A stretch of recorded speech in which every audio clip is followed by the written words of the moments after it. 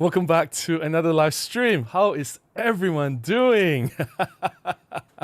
We have quite an interesting topic for tonight.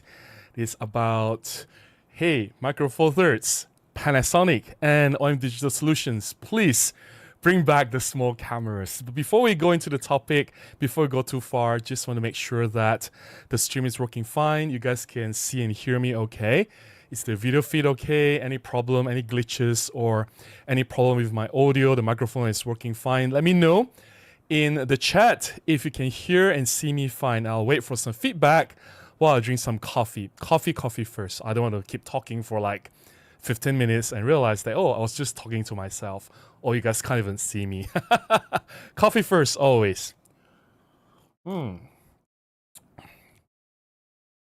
We've got quite a lot of people watching already. Thank you, JTech, for letting me know. Thanks, Banana Necessary. Thanks, Eric. Thanks, Papagamuka. All right, seems everything is working. Let's get things rolling. I'll say hi to people first. If you are a member, your chat will be prioritized. Your name is highlighted in green, and there's a star badge next to your name. I'll get to every single chat. Don't worry. If you're a non-member, just wait a little bit. I'll get to you. Yep. So let's get rolling. JTech says, good morning, everyone. Hey, JTech, how are you? Very good to see you here. Andrew says, hello, Robin. Good evening. Hey, Andrew. Good to see you again. We just saw each other like a few days ago, right? Yeah. Let's see. JTech says, I'm calling full frame, small frame from now on, since medium frame exists. Well, it's not really for us to make the call to change the standards, right? Like, for example, my mechanics of what was that subject already? Mechanics of material. My professor used to tell us that some things you just have to agree, even if you don't like it. Say traffic light. If you are at the traffic light, if you're driving, if it's red, you just have to stop. If it's green, you have to go. It's the same everywhere in the world, right? You don't just go and challenge the convention and say, oh, I don't agree with you. I don't like red being stopped, right? When I see red, I'll just go. You're just asking for trouble. So there are some conventions that have already been set. It's not really for us to challenge them. We just have to follow them, right? We don't have to agree with them, but unfortunately, we just have to follow them. That's just the way it is. Yes, let's do this, Andrew. Thanks for the feedback, Andrew and JTech. Right, let's see. Jared says, today I went out to nature. I'm taking photographs. Finland is world champion in ice hockey. Not surprising. The whole country is in ice, right? But it's summer now, if I'm not mistaken, Finland. What's the temperature like, Jared? I think it's quite manageable, right? You always say it's like minus 10, minus 20. So I'm guessing now it's possibly above zero. Eric says, I'm glad that the full frame is all that matters. The illusion is beginning to wear off. It confused the Micro Four Thirds makers into thinking we don't love tiny cameras. I don't think that's true. The reason why the small cameras were not the main priority was because they were not selling well.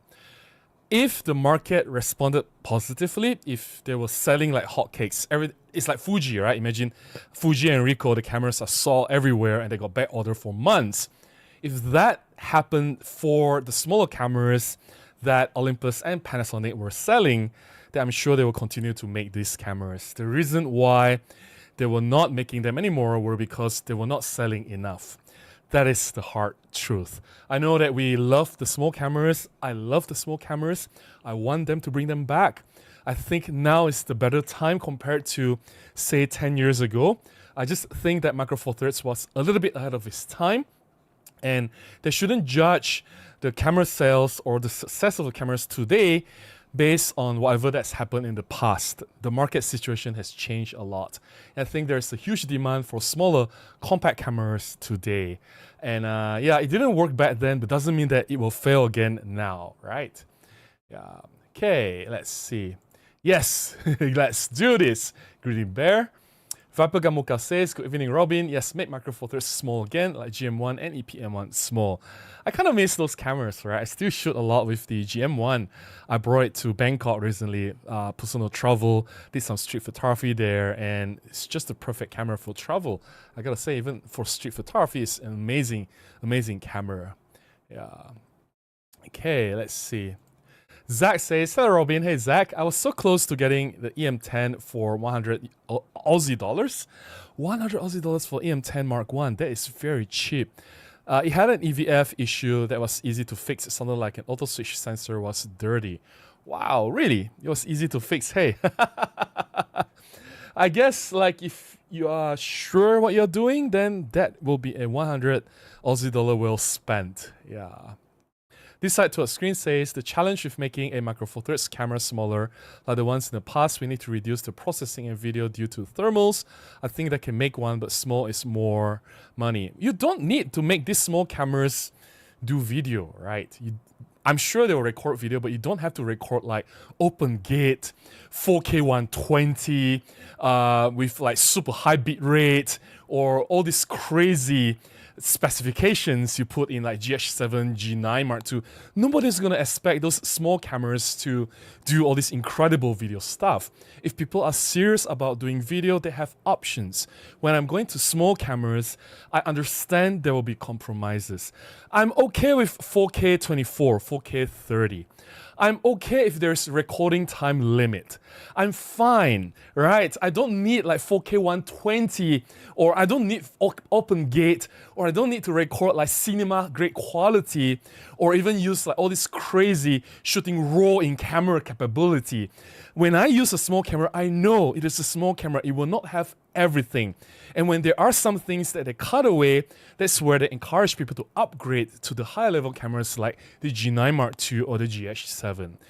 Does that make sense? If you can record like 4K 24, 4K 30 with decent stabilization, I'm happy with it.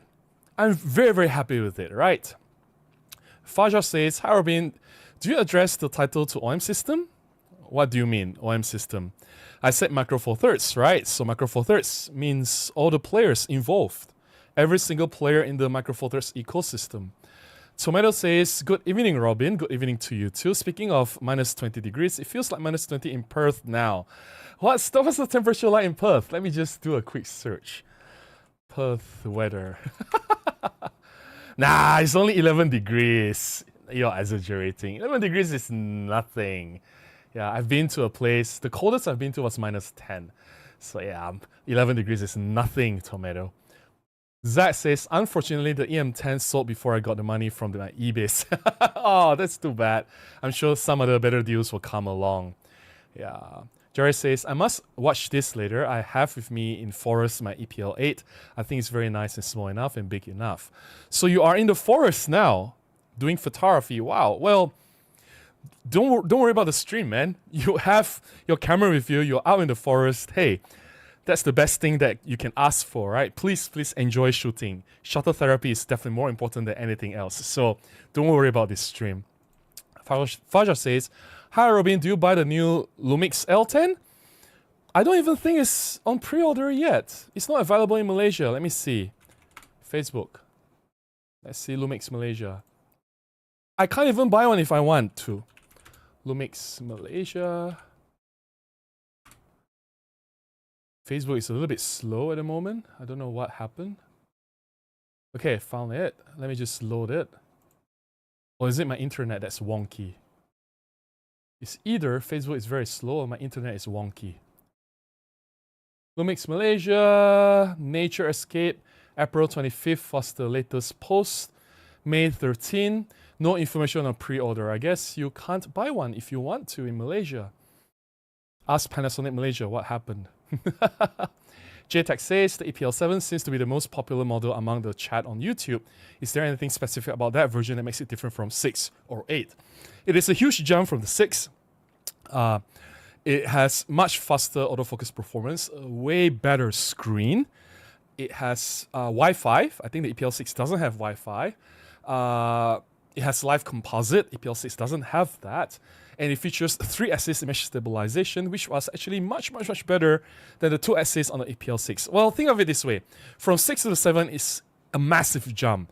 But from 7 to 8 is like 99% the same. Except the design, right? I prefer the EPL7's design compared to EPL8. I think it looks better. But from 6 to 7, in terms of specifications, in terms of processing power, speed, stabilization, overall, in terms of features, the EPL7 is a superior camera compared to EPL6. Yeah. Andrew says, I would love an EPL series with an EVF, small, compact, almost compatible with the right lens. I think you're talking more like about the Pan F. You're asking for the Pan F, right? If you really compare the Pan F and the EPL series camera, it's not that much larger than the EPL series camera. So you are technically asking for a Pan F. Yeah. Eric says, exactly, small cameras were not selling because the full frame delusion that's now fading. I don't think there's anything to do with full frame delusion. I don't even know what you're talking about. Nick says, hi from UK. We had some nice weather last week, getting ready to do some macro. Now the wind and rain has returned and the insects have flown off. I have the EM1 Mark III and the 60F 2.8. All right. Well, it rains all the time in Malaysia and the insects are everywhere. They don't fly off. Griffly Bear says, I have the APS-C camera and EM1, but I'll never parting with my EPL7. EPL7 is really awesome. Squadat says, hello from Orlando. Hey Squadat, how are you? LeBron says, there will be a time through firmware, software technological advantages, the noise and shallow depth of field benefits of full frame will be greatly reduced or offset. Why are we talking about full frame?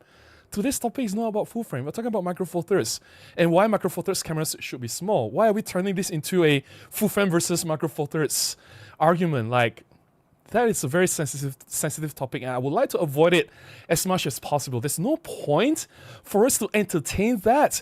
I'm sure you are a Micro Four Thirds supporter, and I am, if you haven't realized, that I love Micro Four Thirds. I just think that the full frame versus Micro Four Thirds argument is completely pointless. And why are we going that direction? Like, any logic in this discussion? Does it add anything to today's discussion? I see no point. Banana says, a new Pentax Q would be nice. I'm too much into the f1.2 on Micro Four Thirds. I need a solid grip. But the Pentax Q has a tiny sensor. I just cannot work with it. It's just too tiny. Fajar says, hi Arwin, how to fix focus problem when take picture indoor and low light? Well, I have many videos on autofocus tips and tricks. Feel free to open up my channel, use the search button, there's a search box, type autofocus. I'm sure you'll find a lot of videos that will help you. Thank you so much. I put a lot of time and effort into making these videos. Skoda says, I'm the G100 biggest defender. It makes some sacrifices, but it's small with a 20 megapixel sensor and works awesome with the Panasonic 15mm. I think the camera is fine as long as they don't market it as a vlogging camera. You get what I mean? But it was targeted towards vloggers, and when you don't have a full sensor recording, it's cropped, right? The 4K is cropped. You can't even record a full width 4K. It doesn't have image stabilization. It has a lot of limitations. When you want to record video, then why call it a vlogging camera? Why target the vloggers in the first place? It could have been something else. So G100's problem is not so much with the camera is problematic. It is so much on the failure of marketing. Like, why create a vlogging product that is so incomplete, right? Juice says, I wonder how new battery tech, like solid state batteries, will influence camera size in general. I have no idea if this is gonna trickle down to cameras, even if it's feasible or when it's gonna happen. This side to stream says, so if OM Systems made a duplicate pan camera, what compromises would the majority of buyers be okay with? If it was a duplicate with minor tweaks, would people buy it over the older cameras? Why duplicate and minor tweaks? Why not put in a new sensor, put in a new autofocus, put in a new camera features, like give us faster processing power? Why hold back? That makes no sense, right? Then you're just gonna shoot yourself in the foot. Yeah. Okay, let's just get to the members chat. Zach says, we just need an EPL cameras again that has the basics. You need them to be tiny and fun to use. I'll be fine with the features from the EM10 Mark III as long as it's priced accordingly. Yeah, I think we do need a refresh for the EPL series camera. I agree with you. Gregory says, hello Robin. Hey Gregory, very good to see you. Late to the party? Not really. We are just about 15 minutes into the live stream. You are relatively early. Listening while dodging all the animals who have decided today is the day to cross the highway. You are driving. Wow. Stay safe, Gregory. Stay safe. Yeah. Great. Vanzini says, good morning here. Good morning to you. Griffly Bear. You guys are talking to each other, no worries. Linda says, hello Robin. Hey Linda, good to see you here. Graham Vazini says, I just looked nasi goreng up. I'm already getting hungry. It is amazing. I just had nasi goreng for, I'm not even sure if it's dinner. It's probably afternoon snack. I haven't had dinner yet. Eric says, we are talking about full frame because it disrupted the micro four thirds market. That is not true. And now we're swinging back to the market, finally respecting micro four thirds once again. Micro four thirds has never really dominated the camera market. Yes, micro four thirds dominated the mirrorless market, but when they dominated the mirrorless market, full frame, well, it's not really full frame, DSLR was actually doing much better than mirrorless. It took some time for mirrorless to pick it up, right? So mirrorless, it includes both full frame and micro four thirds. Full frame has always been around. Like, you can see it as an enemy. It's always been there. I don't see it as an enemy. Those who want to shoot full frame will go full frame. Like, there's no reason to feel threatened or intimidated or, I don't know, like, why are we turning this into an argument? Full frame never disrupted micro four thirds market. Full frame has always been there. Full frame was there before micro four thirds existed. It already dominated the market before micro four thirds comes into existence. Like, why? How can you say that it's because of full frame that micro four thirds market is disrupted? Micro four thirds market was disrupted because of a few reasons. Poor product strategy. EM1X was the beginning of the downfall for Olympus. When you make a camera that large, obviously it goes against what made micro four thirds successful, having a small camera that's capable. So when you have a camera that's larger than full frame, guess what? People are just going to buy full frame. That's one, right? Two, when you completely abandon all your small cameras and start to make things bigger and bigger and bigger and bigger and more expensive, like for example G9, G9 Mark II, GH7, GH6, all these cameras are larger and heavier than full frame cameras and more expensive than some full frame cameras. That's what caused the micro four thirds market to fall. They fell under their own self-weight. They fell under their own mistakes. Full frame did nothing to micro four thirds. Full frame has existed. Full frame will continue to exist. So micro four thirds players have got to get their act together before it is too late. Blaming this on other people is not going to solve the problem. Right? That's it. I got it out. Boy, it feels so good to say it out loud. All right, I'm going to put a pause here. And I'm going to start with the updates. I have some updates I want to tell you guys about. Right, let's see if I can drink some coffee first. And I'll pull the screen up. Okay. So, next week. What's the date? June 10th to 14th. I think it's Wednesday to Sunday. That's next Wednesday to Sunday. There will be a camera fair organized by YL Camera. This will be happening in ICT in Putrajaya. Or is it Cyberjaya? ICT is Cyberjaya, right?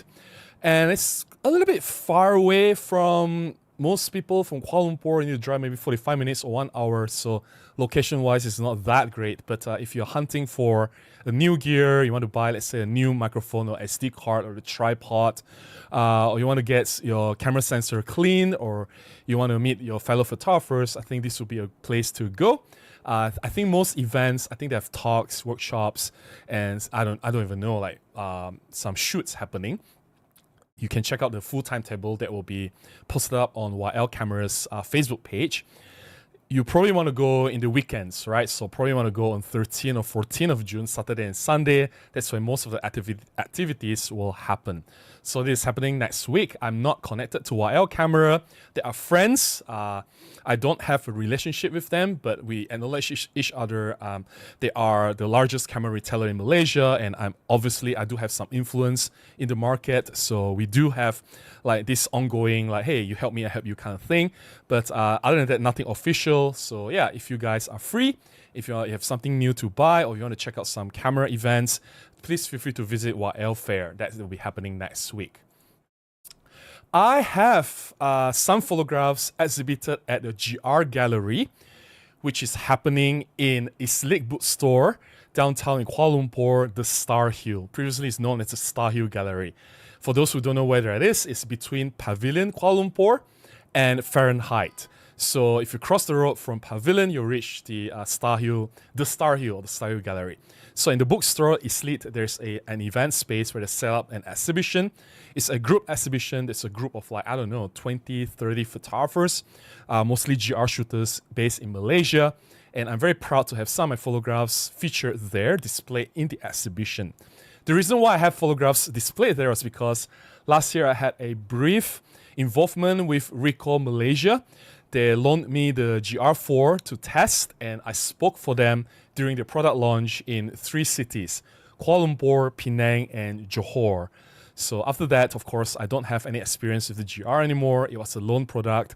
I've returned the camera to them. I don't have the GR4. Technically, I'm not a GR shooter. So when the invite came and they asked me to submit some photographs for the exhibition, I was actually surprised because, hey, I'm not a GR shooter, right? But I did have some good shots. I worked really hard for this particular project when I was shooting photographs to be shown during the launch last year. I really worked very hard. I went around Kuala Lumpur and got some shots. So I shared some photographs with them and they were printed at this exhibition. So if you are in Kuala Lumpur, if you're in downtown near the Pavilion, Star Hill area, please check out this exhibition. It's happening from 1st to 30th of June right now, okay? And in every weekend, like starting from this coming weekend, there will be events, talks, photo walks, sharing by different GR photographers from Malaysia. Do check out the Recall GR Malaysia's page. They have all these events timetable already shared everywhere, so you can check out the events, yeah? So yeah, my photographs are printed and they were up on the wall with other photographers. Of course, not all these are my photographs. I only have a few photographs here. All right, so that's one of my photographs that's being shown there. Quite happy with this one.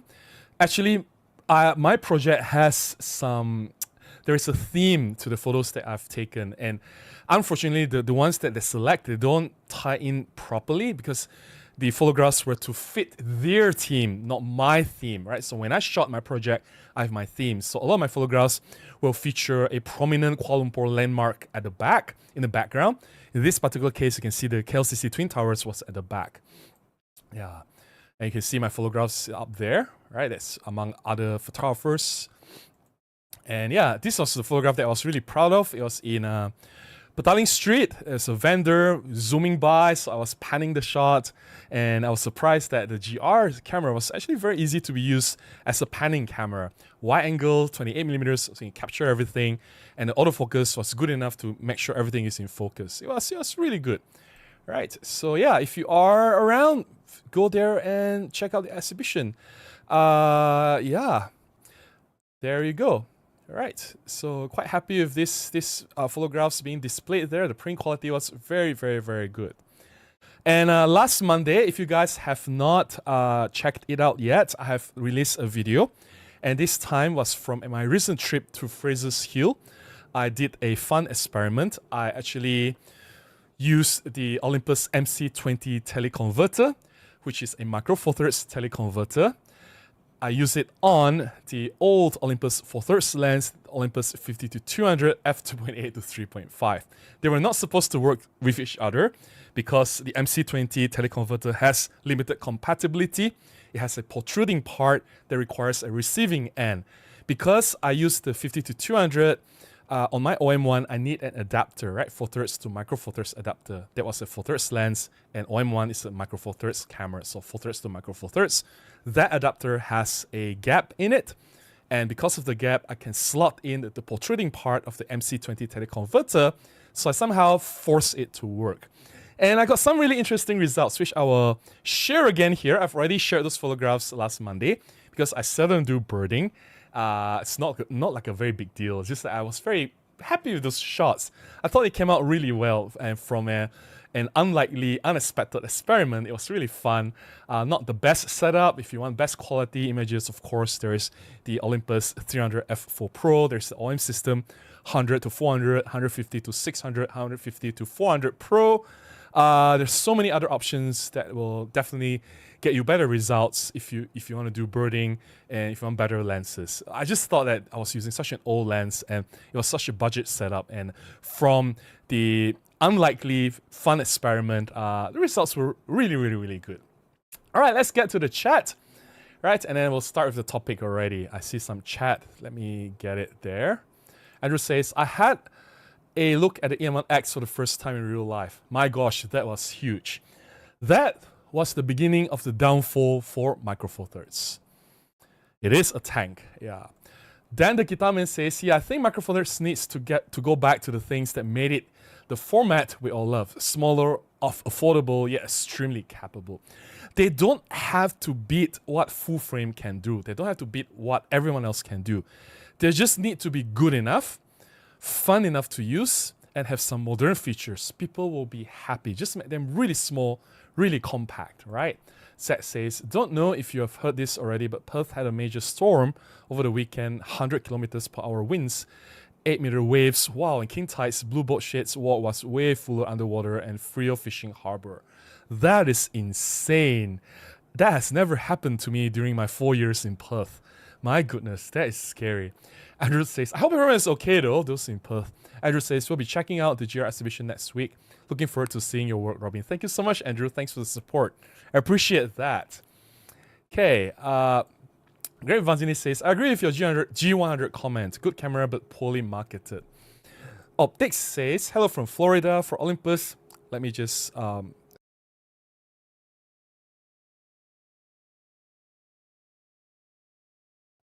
Sorry about that. I'm back.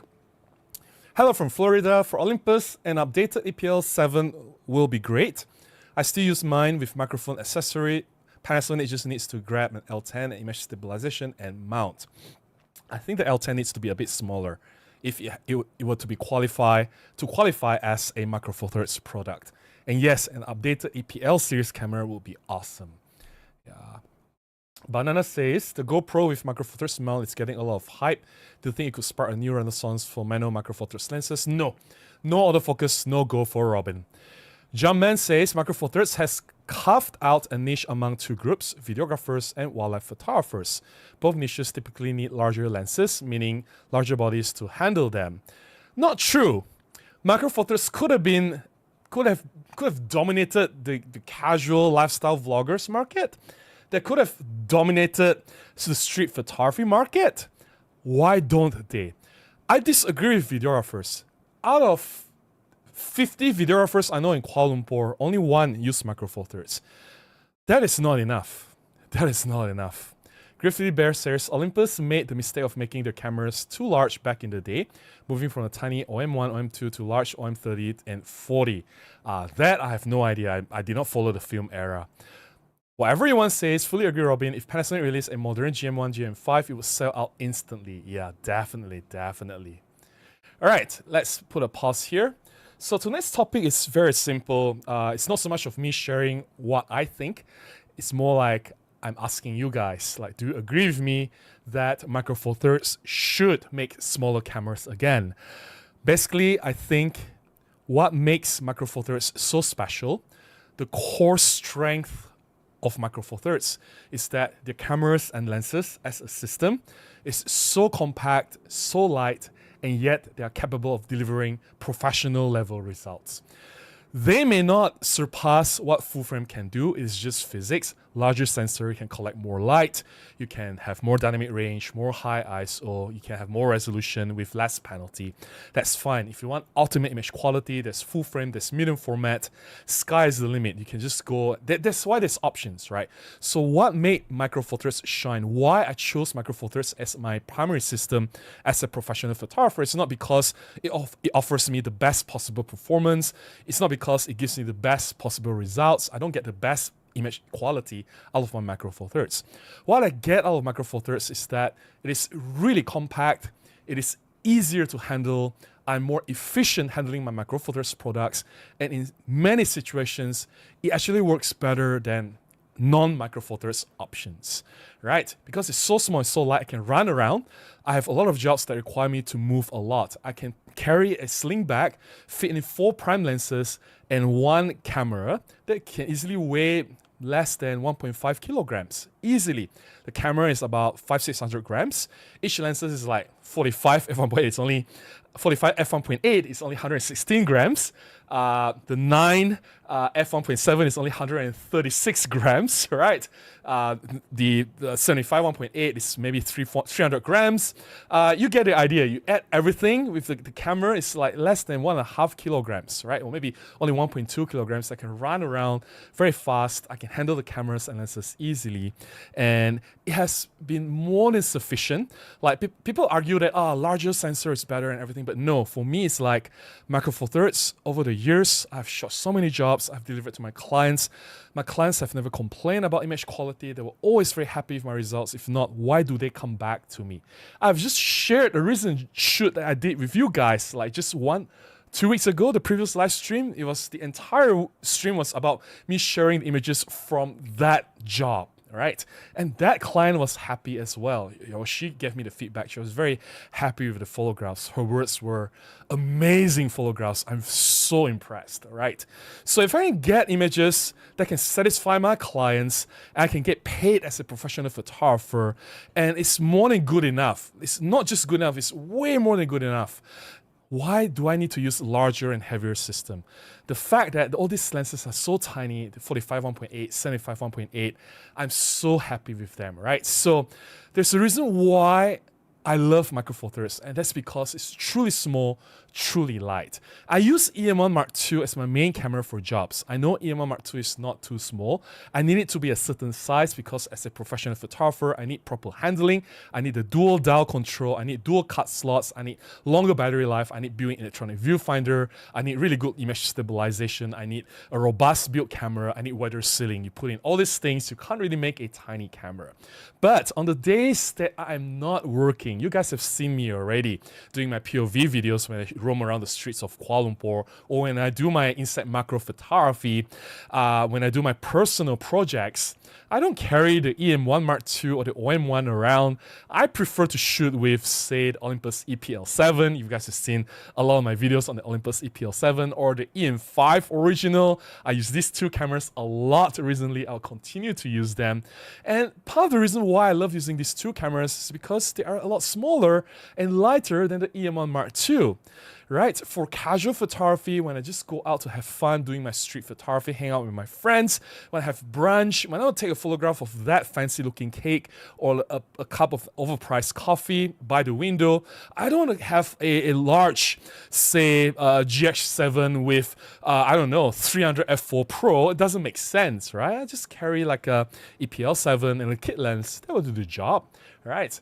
And recently I went to Bangkok just about a month ago. I also shared this in my 2 live streams ago. You guys must have remembered this. If you don't, you can check out the live stream. I shared my photographs taken in Bangkok, and I brought the Panasonic GM1. That's the smallest interchangeable lens camera ever. It is so fun to use, and you still get fantastic results. Yes, you make the camera small. A lot of people argue that, you can't put in all this new sensor, new thermal management, new video capabilities, new processing power, new battery. You make the camera so big. The small cameras are dead. That argument doesn't hold water. If that argument is true, if moving forward, if you want to advance in technology, everything is just going to get larger and larger and larger, my goodness, our smartphones, you can't even put it into the pocket anymore. But the smartphones are getting more and more powerful every single generation. The batteries are getting larger and larger as well in terms of capacity, right?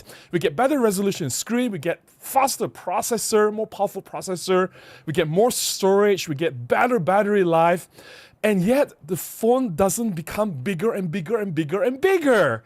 That just doesn't hold any water, that argument, right? Computer as well. You look at a laptop computer. It's the smaller computer now, the really thin laptop computers or notebook computers, they're way more powerful than what you can have on the larger size laptop 10 years ago or even 5 years ago. In terms of processing power, it has improved. In terms of thermal management, it has improved. In even battery capacity, the efficiency is more powerful, and yet it can manage the battery even better, right? And yet it can make it even smaller. And to say that you cannot make Micro Four Thirds smaller and make it powerful, that is just against every physics that I know. It is against any logic that I know out there. Right? I know some people like to make this assumption that, oh, you can't make it just because things are getting more advanced, everything has to be bigger. That is completely bogus. And another example is look at full frame cameras, right? Sony, especially the A7C series, full frame size sensor with electronic viewfinder, with image stabilization. And yet the camera A7C series is smaller than Panasonic G9 Mark II, is smaller than GH7, is smaller than OM1, OM1 Mark II. I'm not saying that we have to make it like as tiny as possible. No, I'm just saying that please stop making your cameras monstrous in size. Please don't make them so massive that when people look at full frame cameras are actually small. And that's when you know that Micro Four Thirds has lost its plot. That's when you know that it's lost its way, and that's why Micro Four Thirds is doing so poorly in the market. At one point, you were marketing and telling the whole world, shouting out, look how small we are, and yet we are so capable. And look at what you are now. You're bigger than full frame cameras, and yet you're not doing any better than what these full frame cameras can do. So make the cameras small again. That is very important. That should be the priority moving forward and how Micro Four Thirds can differentiate themselves from the competitors. At least they'll have a competitive edge because everything else you're already losing out. You don't have much things to brag about anymore. But if you can still maintain the small size, that's the competitive edge. Do you agree with me? So not so much of what I'm saying here. What do I know? I'm just a random photographer. I'm a nobody in Malaysia. Apparently nobody cares about this Robin Wong. What do I know, right? So you guys, obviously, a lot of you are photographers. You've used Micro Four Thirds and maybe some other formats as well. So your opinion matters. So please share them in the chat. And before I get to the chat, let me drink some coffee. Coffee. All right, let's get to, is there any members chat? No members chat. All right, let's go to this side to our screen. If OM Systems came out with a stills-only pen-light camera with new technology and sensor, would people be okay if there was no video? There will always be a video. I don't think there will be, I don't think they'll make a camera just for stills. There will be vloggers who want to use a camera for vlogging. Linda says, some YouTubers who have been calling for small Micro Four Thirds cameras now suddenly say we have enough of them. I know, right? It's like the narratives can change to fit whatever that is convenient. It's kind of very, it's worrying to watch. The Red Vanzini says, I will be okay with no video with most any camera. I can use a separate camera for a rare video I shoot. Well, there are a lot of vloggers these days. Like TikTok has grown so large, and obviously making Instagram Reels is very important for social media. Social media is everything now, right? Everyone has a social media, and having a dedicated camera like Micro Four Thirds, you can change lenses to shoot different things. Like you can use macro, ultra wide angle, super telephoto, or if you want a nice portrait, you can have real bokeh with like f1.8, f1.2 lenses. That is actually very powerful for a camera to be used for videos for social media. So to exclude that market, it's gonna hurt Micro Four Thirds more than it helps. Like your preference, I understand, like you prefer not to have video, but you have to understand OM System and Panasonic as business entities. They are here to sell cameras. If they are losing out a huge chunk of the customers by not including video, I don't think that's a very wise decision. Whatever you want says, I have a G9 Mark II, but sometimes I go back to my GX80 because it's just easier to take out with me. And I find that my favorite photos are taken with the GX80. The camera that you have with you is the best camera, right? And like the smaller the camera, it's easier to carry. It's just basics, right? And that's what makes Micro Four Thirds so fun. You get such a tiny camera, and yet look at the image quality that it produces. It's like, wow, it's mind-blowingly good, right? You guys can relate to this. Gordon says, hey Robin, been a while. Hey Gordon, nice to see you here. Always enjoy. I do find OM5 Mark II a nice size, especially if paired with a small lens. One of my favorite cameras is the RX100 Mark VII. Small, nice telephoto, only 1 inch though. Yeah, I find that I can't work with cameras smaller than Micro Four Thirds. Maybe for fun, for non-serious work, that's okay. But if I want to do something serious, even my personal shoots, if I want quality, Micro Four Thirds is like the bare minimum. I can't go lower than that. Yeah, or smaller than that. Banana says, I think manufacturers should focus on small, affordable fixed lens and interchangeable lens cameras again. Keep them simple and photo first. OM could even revive the Mu line. There's clearly a demand. I think photo first will be suicidal, as I've mentioned. Like, maybe the people here in the chat, the people that I attracted are mostly photocentric people, but this is not representative of the overall audience. Because when people buy into a camera, they're not gonna buy 2 or 3 different cameras for different purposes, right? Oh, this full frame camera for this, or this one camera just for video, or this one camera for no. They'll probably just decide to spend the money on one camera and use that camera to do everything. Maybe buy a few lenses along with it. If that's true, then you cannot discount the importance of video these days, especially how important the role it plays in social media. Like Instagram already openly said that they are pushing the video forward. They're not going to promote the photographs or the images as much as they do video. Reels is more important now. Same with TikTok, it's all about video, right? If that's true, taking away the video is going to hurt OM Digital Solutions and Panasonic more than it helps them. Yeah. Banana says, I love the Olympus EM1X, but I get nearly everyone else didn't. If I am okay with that size, why Micro Four Thirds? Why don't I just use full frame? Think about it. Optics says, Robin, is there any specific lens for Micro Four Thirds that you would like to see that hasn't been made? I think a Micro Four Thirds 100mm prime would be fun. I would actually like, I don't know. There are many lenses that are not available yet. Like for example, an true ultra wide angle prime with autofocus, right? Like 7mm f2.8 with autofocus, that would be great. But in terms of primes, there are so many things that's missing. I actually made a video to talk about a list of 10 lenses that are not available for Micro Four Thirds yet. They can easily go like 800mm f5.6, 1000mm f6.3. Why not? I think these lenses are not too expensive to make. I think they can make it, right? In terms of long lenses. In terms of prime lenses, we don't really have a very solid 35mm equivalent lens.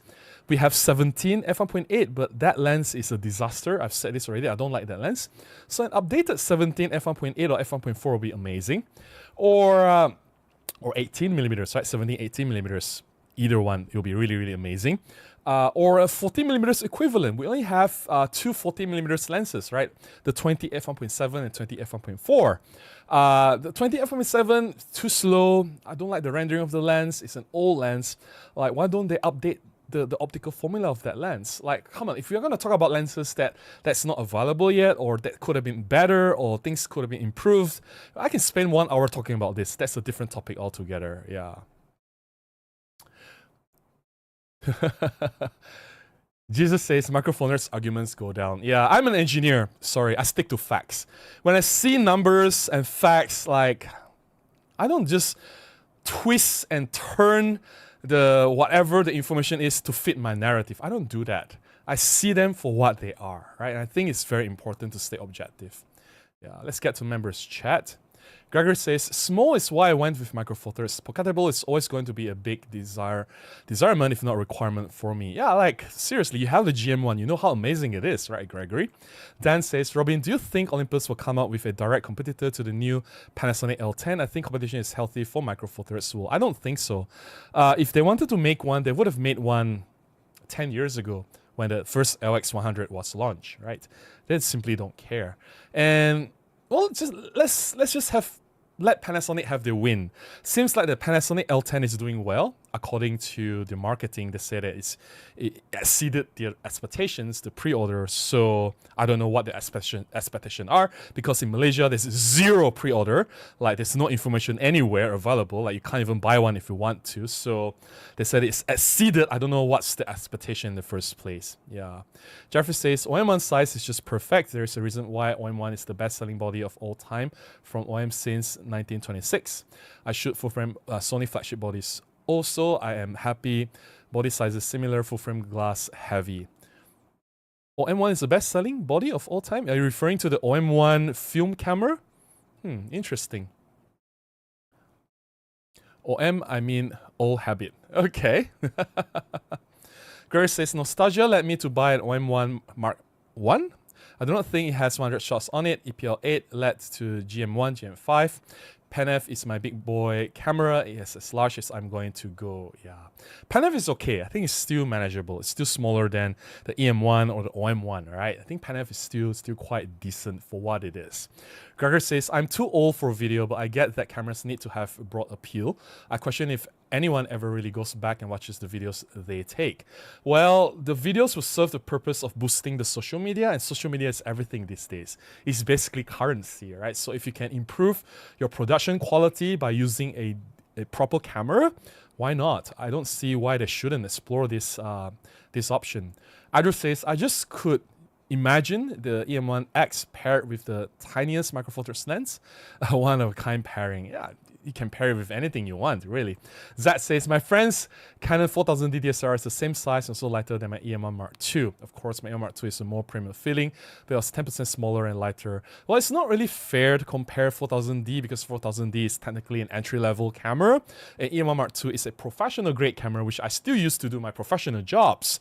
So, you know, it has wider ceiling, it's magnesium alloy, it has dual cut slots, all these things that the 4000D lacks, right?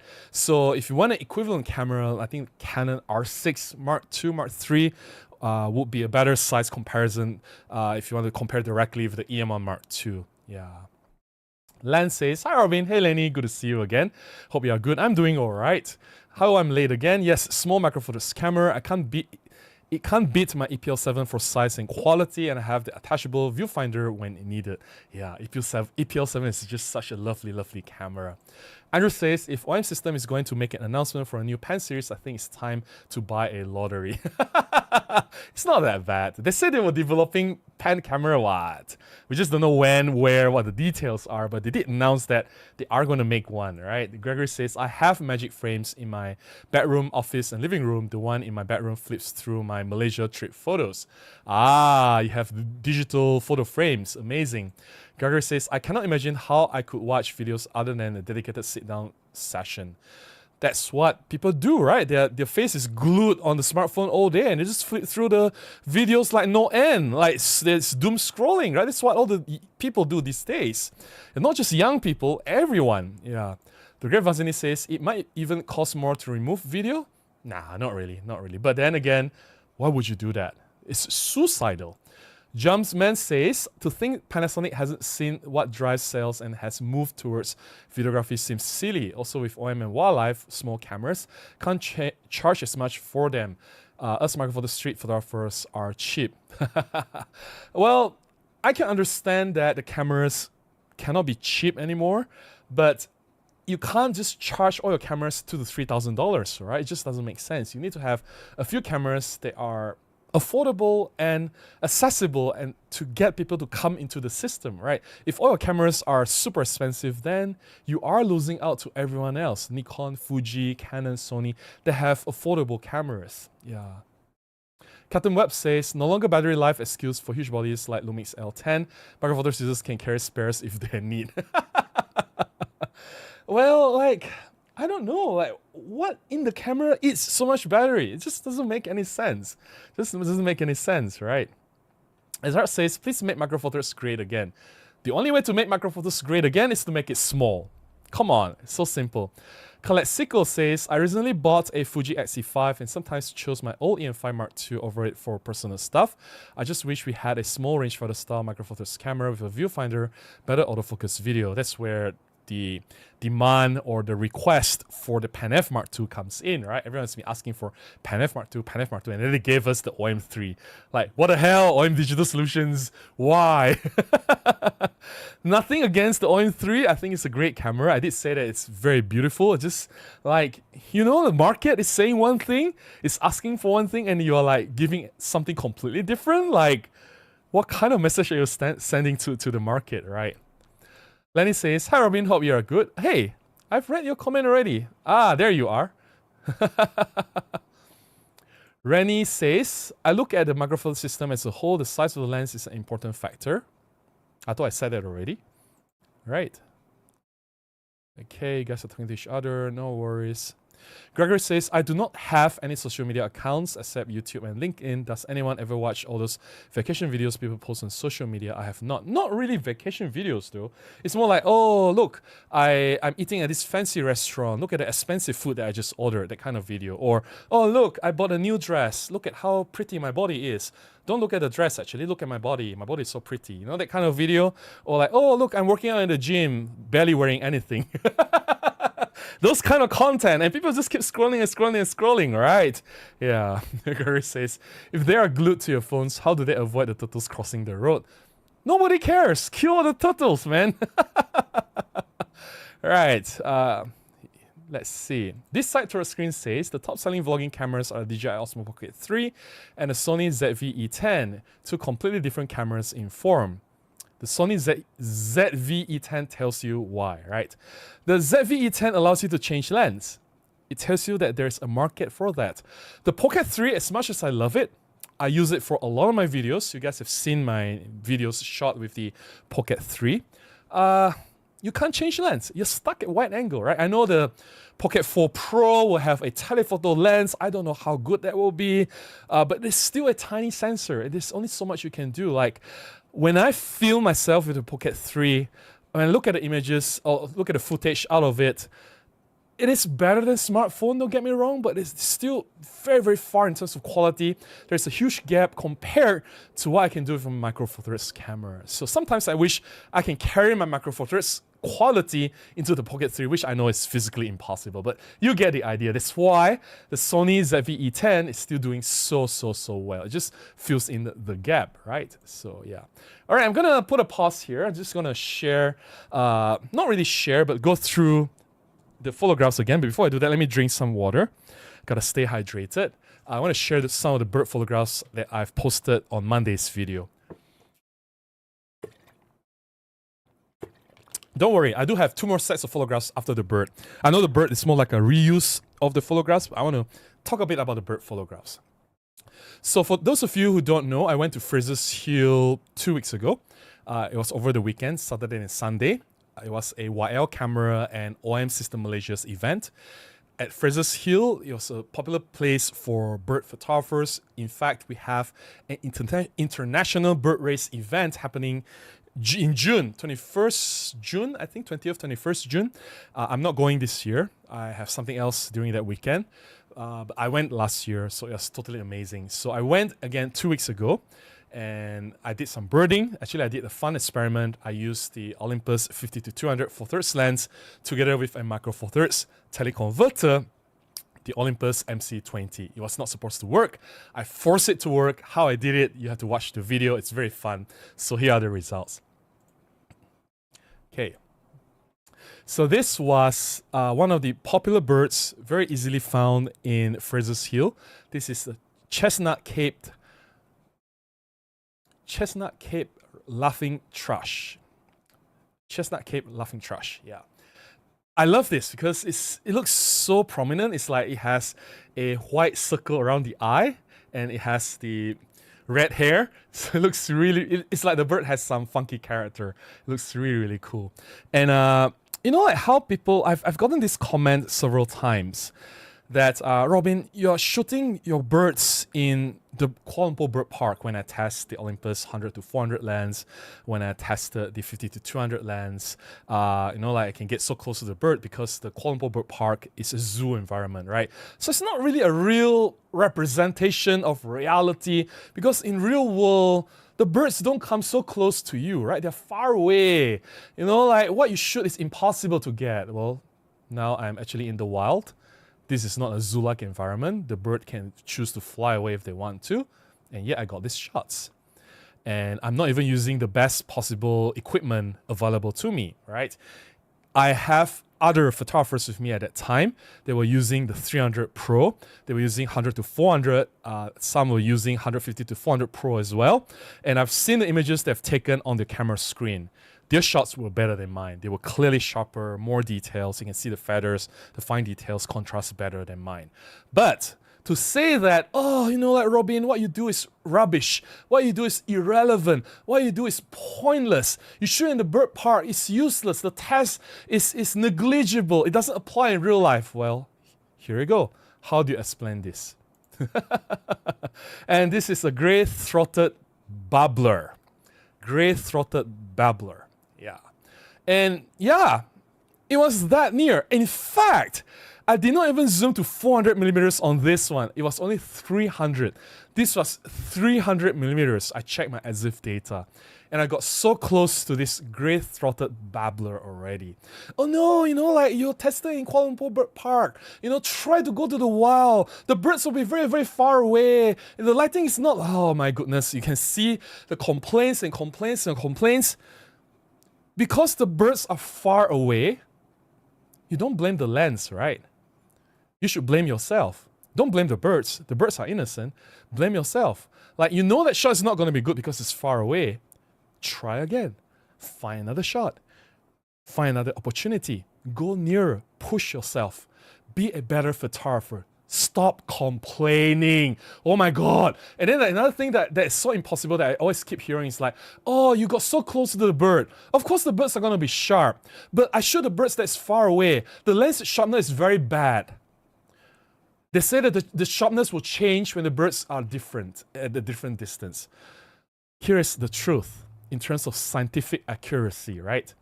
The lens sharpness does not change when the bird changes in distance. If it's sharp up close, it's going to be sharp when the bird is far away. Yes, because the bird is far away, you capture less pixels. So when you pixel peep, when you zoom in your preview, you don't see as much details. But the sharpness of the lens, the properties of the lens, what's inside the lens, they don't change. The lens stays the same regardless of what the distance of the bird is from the lens. Just because you cannot get close to the bird, you blame the lens having less sharpness. What kind of excuse is that? All I hear is just excuses. Oh, like it's driving me nuts. I even have to zoom out to fit this whole bird. This is a large bird. This is not a small bird, so it's not really fair. It's technically hill chicken, right? Chicken that lives in the hill. This is partridge. So yeah. This is juvenile white-tailed robin. Juvenile white-tailed robin. This was full 400 millimeters, full zoom, all the way. Yeah. This was rufous-browed flycatcher, which is a very, very cute bird and moves so much. This was not an easy bird to shoot. It just keeps moving and moving and moving. The head just keeps twitching. The tail is moving. The whole body just keeps jumping, just moving around. This was not easy to shoot compared to the other birds. This was really not easy. Rufous-browed flycatcher, but it looks so cute though. Yeah. This was a white-tailed robin, an adult. A white-tailed robin, yeah. And this is, again, this was full zoom, 400 millimeters. Again, the same bird as the previous one. This is the gray-throated babbler. Gray-throated babbler. Well, if you look at it, yeah, it looks sharp, right? It looks like details are there. But if you really zoom in and pixel peep, it's not really that great. As we know, when you use teleconverters, the quality will degrade. That's to be expected. There'll be some compromises. But I'm not there to like capture the ultimate quality, right? Or else I'll borrow the 150 to 400 Pro from OM System Malaysia. They will loan me the lens if I want to. But what's the fun? You know, you gotta put in some challenges, gotta experiment a little bit, move out of your comfort zone. And the fact that I was doing bird photography was something that is out of the norm already, right? I was pushing myself, trying something different. We woke up really early in the morning, before 7, before sunrise. We were out at the forest already, waiting for the birds. We had a guide. Of course, I can't find all these birds myself. Our OM System ambassador in Malaysia, Richard Chong, he showed us where to go, where to wait for the birds, and how to get the birds. birds, of course I had some guidance. I can't just magically make the birds appear, right? The point is, if you can't get closer to the bird, don't blame the lens, really. Don't blame the birds, really. You gotta do better, man. Yeah, this is another juvenile white-tailed robin. Yeah, full 400 millimeters, right? And the details are still very good intact. Of course, if you don't pixel peep, everything looks fine. Use teleconverter. Teleconverter is not for you to pixel peep. Once you pixel peep, then that's when you can see things start to fall apart. If you truly care about quality, there are better lenses out there from Micro Four Thirds. There's so many good lenses. You can start with the 300 f4 Pro. That is an excellent, excellent lens. Yeah. This was, I forgot what this was. Nilvita, if I'm not wrong. This was a lesser short wing, all right. And little pied fly catcher, yeah.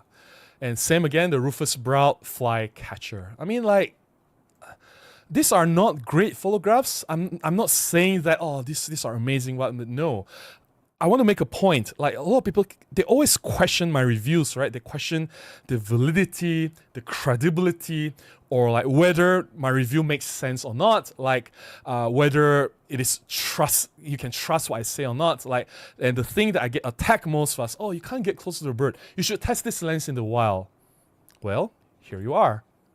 How is that for getting close to the bird in the wild?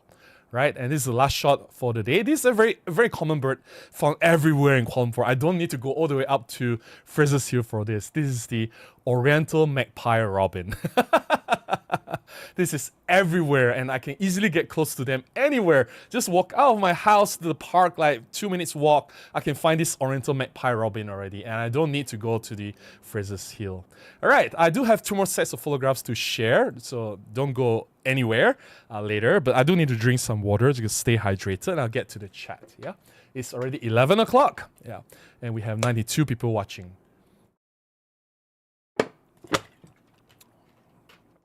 All right. Coffee. Okay. Let's get to the members' chat first. Zach says, I agree OM3 is too big. It looks uncomfortable to hold. I've seen one in person but haven't held one. Cut 10mm off and add a slim grip, it'll be better. Agreed. It can benefit from being a little bit smaller. Jeffrey says, Robin, I was referring to the modern mirrorless OM1 camera. It is the best-selling camera body of OM history. Really? Still a smaller camera. Where do you get that fact? I'll argue that the best-selling Olympus camera, if I remember correctly, it's the EM5 original, not the OM1. In terms of volume, I don't think the OM1 comes close to what the EM5 was doing. Back then, they have less competition. These days, they have more competition. So I highly doubt, even the EM1 original, I would say, because I've seen the data, right? I would say it would sell definitely more than what the OM1 is selling. Where did you get this data from, Jeffrey? I don't believe it. Zach says, the bird part thing is like saying to a motorsports photographer to not get their photos at a racetrack, use the freeway instead. Well, yeah, I just thought like, because I understand the frustration. Sometimes the birds are not near. They're always very far away. But don't blame your lens. Don't blame the bird. You know, like, if you know this opportunity doesn't work, this one bird doesn't work, then keep going again and again and again and again until you get the shot, right? You're not going to get every single bird. Out of 10 birds, maybe one will be near. But that's the reality of doing wildlife and bird photography, right? Just because most of the birds are too far away and you complain that, you know, you can't get near, blah, blah, blah. Like, you just have to try harder, right? Yeah. Andrew says, City Robin shot Jungle Robin. Sorry for the lame joke. Couldn't help it. No worries, Andrew. Lenny says, in all those bird part haters, your photos in the wild prove them all wrong. The sharpness and quality of those images with the kit you had is amazing. It is only good if you don't pixel peep. Lenny, once you zoom in and really look at the details, it falls apart. Like, I just have to be honest here. I mean, that's the reason why you guys watch my reviews or rate my reviews, right? Because I'm honest with you guys. I gotta say, it cannot come close to what the 100 to 400 or the 300 Pro can do. It's like, it's not even close. Because I was there with the other photographers and they were shooting with the 300, 100 to 100 to 400. One guy was using 50 to 200. And man, the images from these lenses, they are like on a completely different level of what I achieved with my weird combination. Like seriously, there's no comparison. Yeah, don't even need to compare.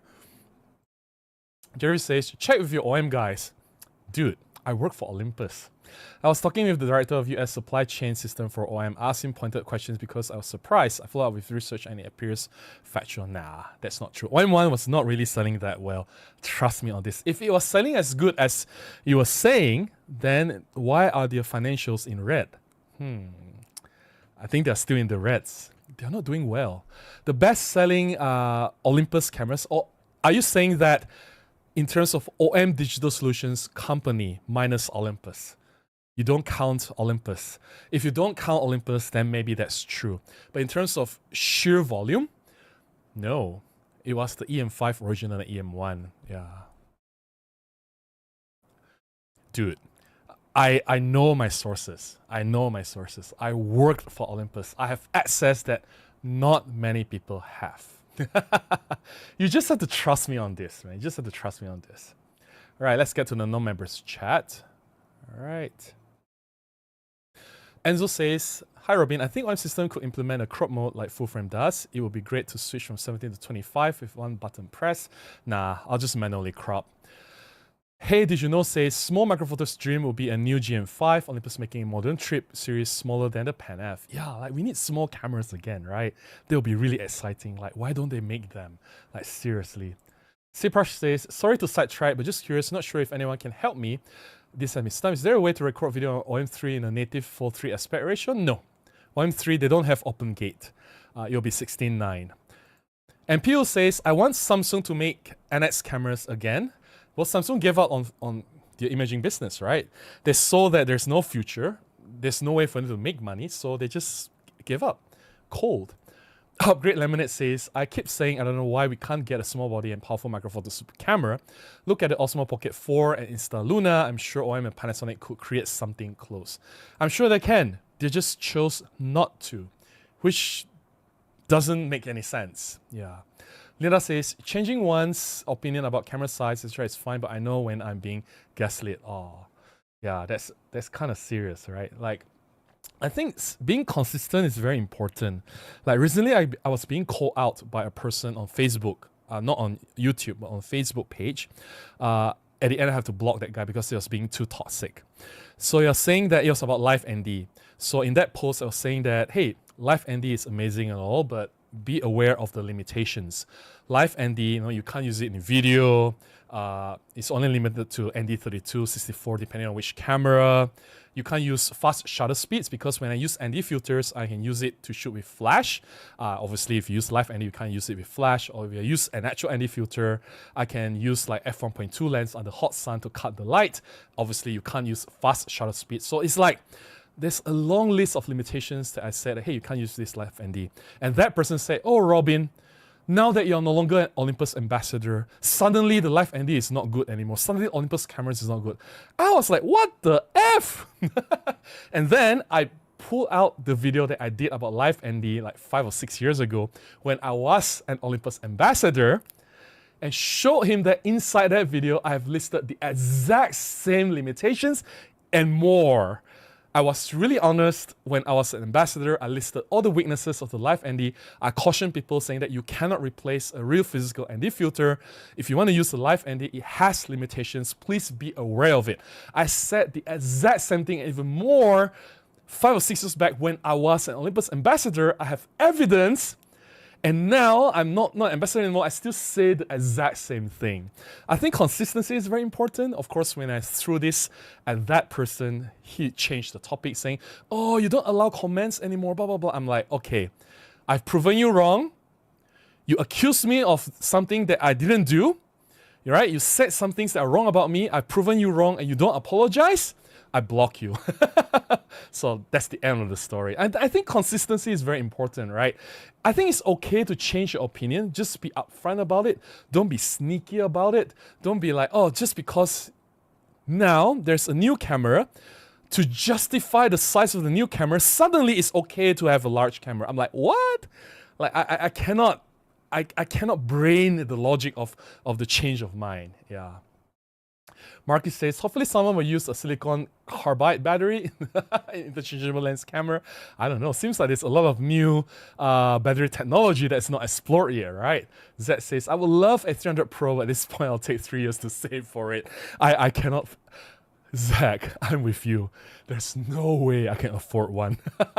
Unless my main job requires such a lens, then I'll consider buying one. But like 75 f1.8 is more than enough for my telephoto reach for my jobs, for me to earn money, right? So because there's no need for the lens, I buy the lens. It's just going to be a business cost that I can never recover. Yeah. Jeffrey says, I'm not arguing. I was just sharing what some execs said. Yamaguchi also indicated this in his interviews. No way I can verify. You might want to check for yourself. I know these things, Jeffrey. I know these things. Like, you don't have to agree with me. That's fine. I'm not just some random YouTubers spilling opinions. I worked for Olympus for 4 years. I have access that most people don't. If it's up to you guys whether you guys want to trust me or not. I can't force you to believe me. If you don't believe me, that's okay. Feel free to believe whatever you want. Jeffrey says, YouTube only allows short comments. Sorry, I can't be better at sharing a point. Your thoughts are, of course, appreciated. I am thankful that YouTube allows short comments. Imagine if I have to read a 1,000 word comment. What kind of live session would this be? This will be a really horrible kind of live stream, right? Linda says, speaking of two tiny cameras, it's not always about absolute size. For some reason, I keep accidentally pressing buttons on my GS7, but not on the tiny LX3. Yeah, like the way they design the buttons, the placements of the dials and everything, it doesn't mean that the smaller it is, there'll be compromise, right? There will be some compromise, but if you're smart enough about the design, you can still make it work. Yeah, it's a very good point, Linda. The Great Vanzini says, birds are really colorful except here in Pacific Northwest. Most are gray, drab color, but they have so much character though. Like when you shoot the birds, it's not just for the colors.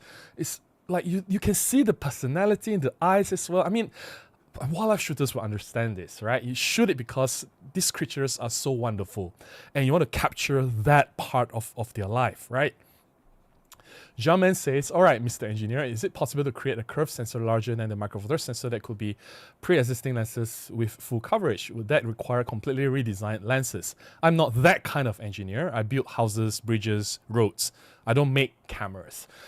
Why I said I'm an engineer? Because being an engineer, we have to be thorough about our facts. When I say something, I need to be able to back up what I say. I need to have evidence. I don't just say things to fit my narrative or change facts so that it can make what I say sound better. I don't do that. I don't just twist my facts to fit whatever story that I'm telling, right? When I say something, I have to mean it. I have to make sure that it is factually accurate. Yeah. Helena says, I'm not cheap, just broke. All right, we need to make Micro Four Thirds small again. Yes, that's true. Jump says, also I love that you're pushing back and ridiculing comments even if they are mine. No, I'm not ridiculing comments, but I have to defend myself, right? I hope you understand. Like, if I don't defend myself, then who's there to defend me? You know, I can't just take all these jabs. Like, I have so many comments. Like, I receive hundreds and hundreds of comments every day, right? So when people are jabbing at me, like poking me, I need to defend myself, right? I hope you understand that. Captain Webb says, Micro Four Thirds needs to get to the point where ordering in volume gets them a price advantage. The sensor and supporting chips will always be smaller and use up to a factor 4 less die size. Yeah. Well, yeah, volume is another problem, right? They need to have enough quantities to make the cost, to push the cost down. I understand. If they don't make enough cameras, then the price will be, unfortunately, too expensive. But you got to start somewhere. you gotta start somewhere, right? We gotta start making the cameras first, create the demand, and then the orders come in. Then you can slowly build the momentum and see where this goes, right? I'm gonna answer a question not on this chat, Captain Webb. I remember 5 days ago you commented about Summicron, Summilux lenses. You were questioning me because I mentioned that the Leica branding is just a brand. In fact, Leica has no input when it comes to the optical design for Panasonic lenses. I actually found the source to back up my claim. I don't know if I can find it here. Let's see. I have actually replied to your comment 5 days ago. If you can, let me just quickly look it up. Give me 1 or 2 minutes to quickly look up the comments, if I can find it. Yeah, because you were saying that Leica actually helped to design the optics for Panasonic lenses. That is not true. Leica has zero input. What they did was quality control and certification to approve the design, but they never have any input. And there was an interview with the Japanese engineers asking about the design of the Panasonic Leica 42.5 f1.2 Nocticron. They asked if that lens was designed by Leica or if Leica has any input. The Japanese engineers answered no. The Japanese R&D team did all the design and manufacturing. Not just designing the lens, but the manufacturing part as well is 100% Panasonic. What Leica did was just give them a badge of certification. I was correct about this. Let me just look at the information if I can find. If I can find it now, I'll share it. If I can't find, feel free to refer to the comment that you did on my channel quite some time ago. Yeah, 5 days ago. Let me see if I can find it. I should be able to. Let me see if I can copy. Okay.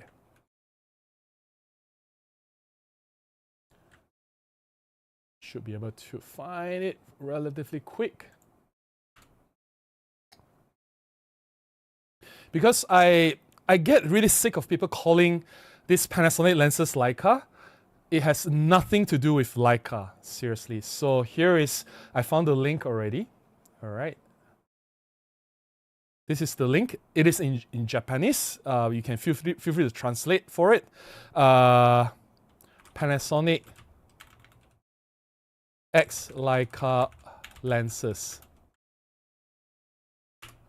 So feel free to check this interview that was done many years ago. Panasonic themselves claimed in an interview officially, the engineers were saying that no, Leica has zero input in terms of lens design and manufacturing. Right? I hope that clears up the confusion. Again, I don't just say things. I have facts to back me up. I don't just make things appear out of nowhere. All right? That's the difference between me and a lot of other YouTubers. I try to be as factual as I can. Yeah. Whiplash says, if you are testing a lens, you need a short period. Like Liu says, fieldcraft is more important than gear in the wild. Fieldcraft is one thing, right? But getting the shot is another. I just find it so much easier to shoot in the Kuala Lumpur Bird Park. I admit it's easier because it's in the city. I don't have to go into the jungle. But to say that my test is invalid just because it's in the bird park, now that's a stretch too far. I'm not saying that it's not easier. It is way easier. But to say that my shots mean nothing, well, that's a bit too harsh, right? Yeah. Banana says, many bird photographers build a natural looking feeding spot with branches, moss and logs and then add food over a few weeks. Birds learn the routine land on the stage perches. Yeah, just get a shot, right? As long as it looks good. Nobody's going to question you, right? Captain says, and the only way to get such volumes is new blood. Cheap entry-level micro four threads which are function complete, thus not lacking buttons or click control wheel like the GM1 and GF6 or onwards. Yeah, like seriously, right? If you want to grow your market, you gotta make your cameras a little bit more accessible, right? Like I completely agree with you here. Like seriously. Thanks, the great Vanzini, appreciate that. Esmina says, I will expect more EPL to be sold than the EM5. EPLs are also plentiful on second-hand market here. Yes, that is, the EPLs are selling really well. That is true, but the EM5 is the exception. EM5 was doing incredibly well. Like, for whatever weird reasons, it was really, really well. Banana says, the gear matters less than the behavior you capture, a courtship dance.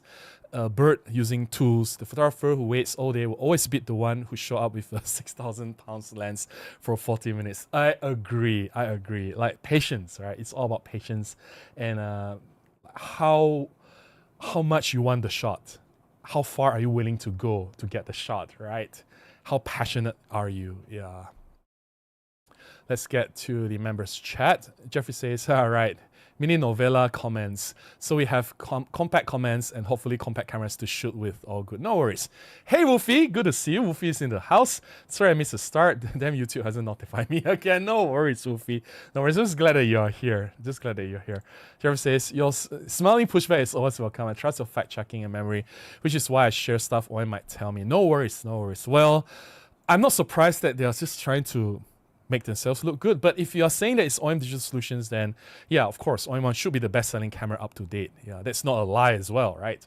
Zach says, Leica is on everything now. Phones, random lenses, action cams. I wonder how much manufacturers pay for that red dot. Oh, they have just paid for the certification, right? They're not doing anything in the design. Yeah, Wolfie says, the way either Panasonic or OM can get me back into Micro Four Thirds is GS8, GS9, Pan F, style camera with face detection autofocus and $3 million viewfinder. Why start at $3 million? 5.6 something million dot. It's the future, man. And weather resistant with subject detection. Yeah. True. All these are valid points, Wolfie. Agree with you. Let me just read one or two more chat and then we'll go with the second set of photographs. Captain says, taking wildlife pictures is difficult. Having a dog, full frame and long focal lenses would mean no space for dog goodies. Can't have it all. That's true. Espina says, do you remember what were best-selling lenses other than the 1442, 4150? No. Lens-wise, I knew I made some wrong predictions. I predicted that the f1.2 lenses would do well, but apparently the f1.2 lenses were not doing very well. 12100 was wildly popular. The teleconverters were doing really well. The MC40, when it came out, it was doing extremely well. That's all the information that I have. I don't have the individual lens data like what the cameras have, but yeah. I remember 12100 was doing extremely well. The Great Vazini says, love my Pan Fs for car shows, great conversation starters. Yeah, Pan F. Head turner, right? Captain Webb says, too bad Sony doesn't offer its global shutter as Micro Four Thirds as the technology would enable working live NDs. Wonder how much the price difference would be to normal Micro Four Thirds sensors. Yeah, even so, right, I would still see that the live ND would still have, like, you can't use it for video. That's one. And you can't use it with fast shutter speeds. The advantage of having global shutter with live ND is that maybe you can go like ND 400, 4000, like higher stops, right? And faster processing power. But you still can't replace an actual physical ND like to do other stuff, right? Which is unfortunate. It's really unfortunate, yeah. Red Vazini says, I would have thought that the OM10 was the top seller. The EM10, you mean? Not really. It's EM5, actually. EM5. No worries. I share what I can. No, it's not so much of me trying to prove it. Like, I need to maintain some credibility. And it is right for you to question me because I can see where you're coming from. Because a lot of YouTubers these days just spill facts, right? They just say whatever they want. They can just create fact out of thin air. And I was like, wow. And I don't want to drop to that level. So I hope you understand why I need to prove what I say. Because I don't want to be like all these other YouTubers who just say whatever they want, right? It's really worrying where this trend is going. All right, I'm going to put a pause here. And let me drink more water. Got to stay hydrated. I'm going to share the second set of photographs.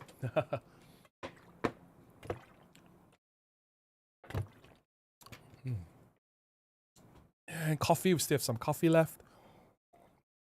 Now, there's some story with the second set of photograph. I think it was last Wednesday.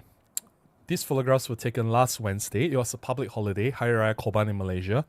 Me and my Filipino friends, they're actually both members on this channel as well. I just don't see them on the chat today.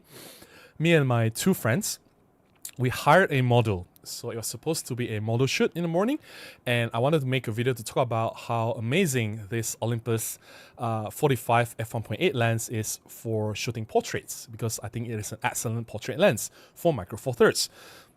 So the topic of the video would have been like an amazing portrait lens for micro four thirds shooters or something like that, right? Why Olympus 45 1.8 is such an awesome portrait lens. You guys know how I title my videos already.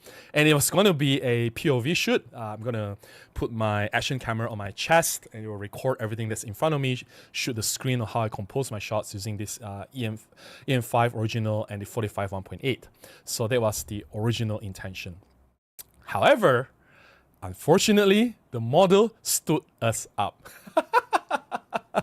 She cancelled on us last minute. She said she was unwell, but then again, like an hour later, we saw her in her Instagram story having fun with her friends, drinking some coffee at a cafe. So like, if you're really unwell, you shouldn't be drinking coffee with your friends, right?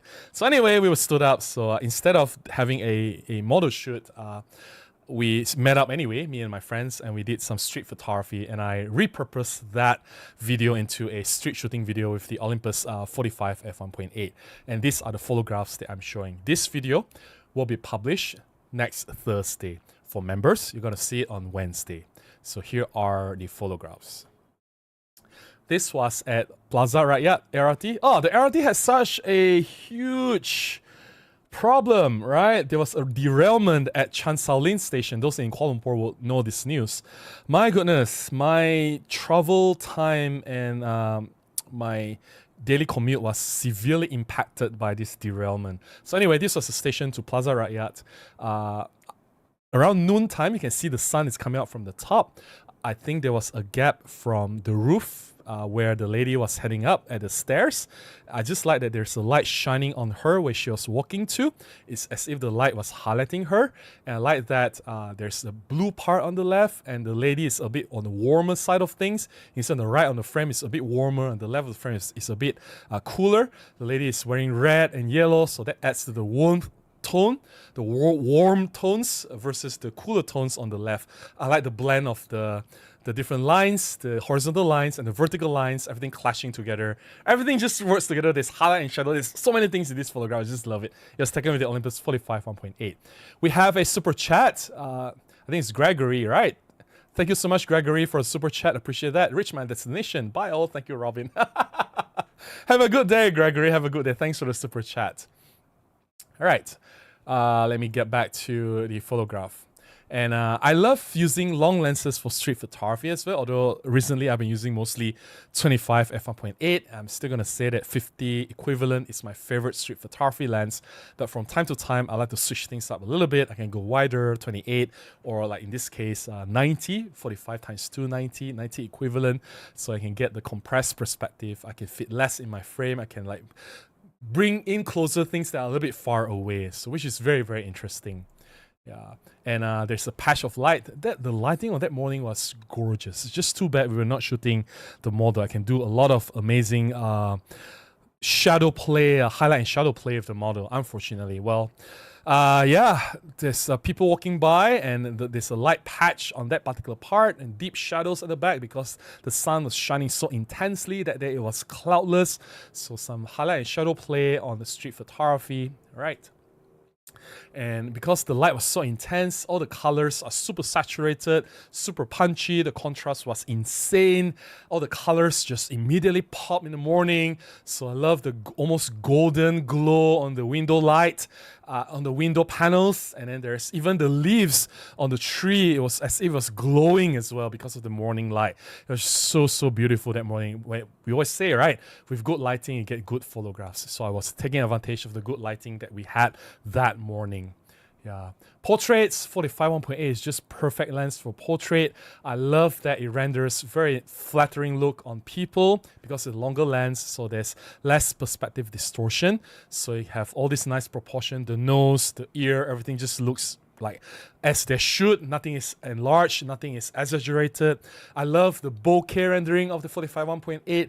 There's something very organic, something very pleasing, something very natural looking, and there's just this 3D pop. There's the depth that it just looks so nice when you use this lens to shoot portraits. This 45 f1.8, I've said this many times, is my favorite micro four thirds lens. And there's a lady walking by. I love that she's dressed in bright yellow, clashing with the hoarding at the back, which is green with lines. Again, lines, shadows, bright colors, clashing all together. Why not? You know, that's what street photography is all about, right? Celebrating all these elements coming together. Yeah. Again, another portrait. All this was shot with a POV video of me showing how I compose my screen before I click the shutter button. So the video will come out next Thursday. Yeah. So I approach this guy, ask for his photograph, and I click the shutter button. You can see my screen. Everything is recorded until at the end I show him the photograph. Of course, they always like the photos that when they look at themselves in the camera, they always smile. So yeah. And look at this, like the background just melts away. It's just so nice. And I just love how there's that three-dimensional look. Like, they're so real, so realistic. Like, in order for the lens to achieve that, it has to have very good optical construction, or else the image is just going to look flat. There's no three-dimension effect. There's no depth to it. Like, look at this image. It's just so, like, it's so real. Like, it's just amazing. Again, the Merdeka 118 building where what was that movie again? Oh my goodness, the Thunderbolts were filmed. The opening where the Black Widow jumped from the top of the building. Yeah, that's the Merdeka 118 building. Thunderbolts, the Marvel superhero movie. Yeah, I had the idea of the man walking by and having his head being kissed by the mouth. I also realized that the position of the mouth was quite high, and the man, in order for the man to be kissed by the mouth, the man or women will have to be really tall.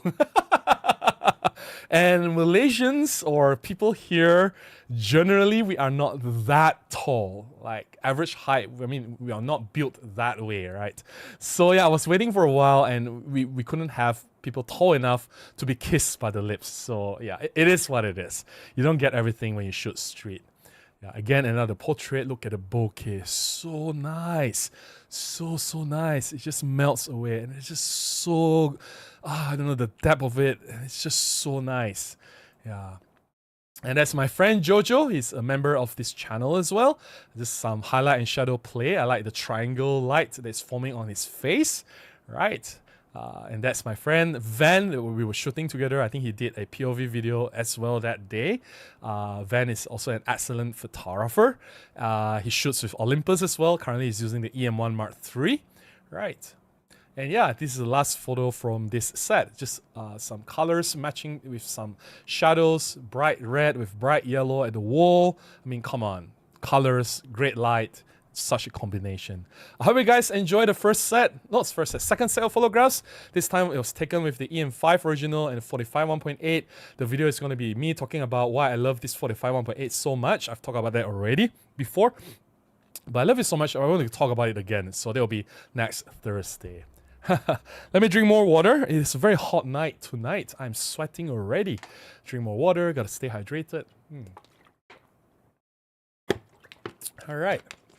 Let's get back to the chat.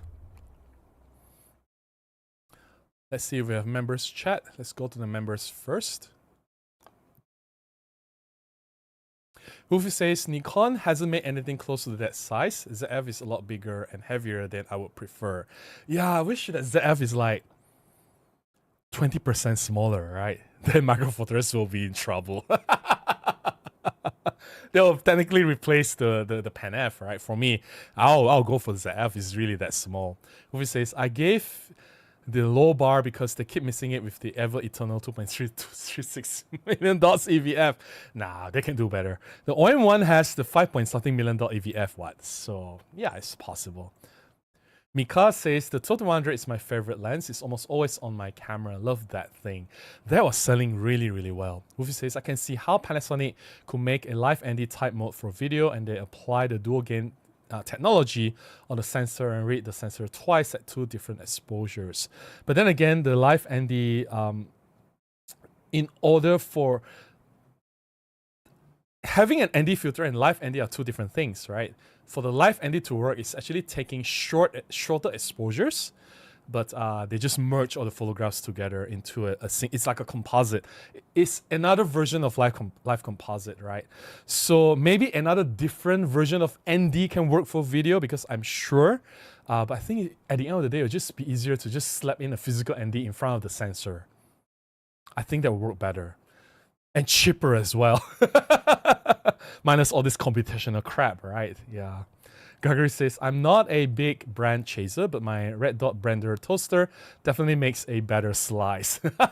Okay. You have a Leica toaster. Hey. Jetta says, Robin, I'm curious, what is your coffee of choice? Drink instant coffee. Unfortunately, I'm living in a rented space, so we do share a kitchen, so we don't have like a fancy coffee maker.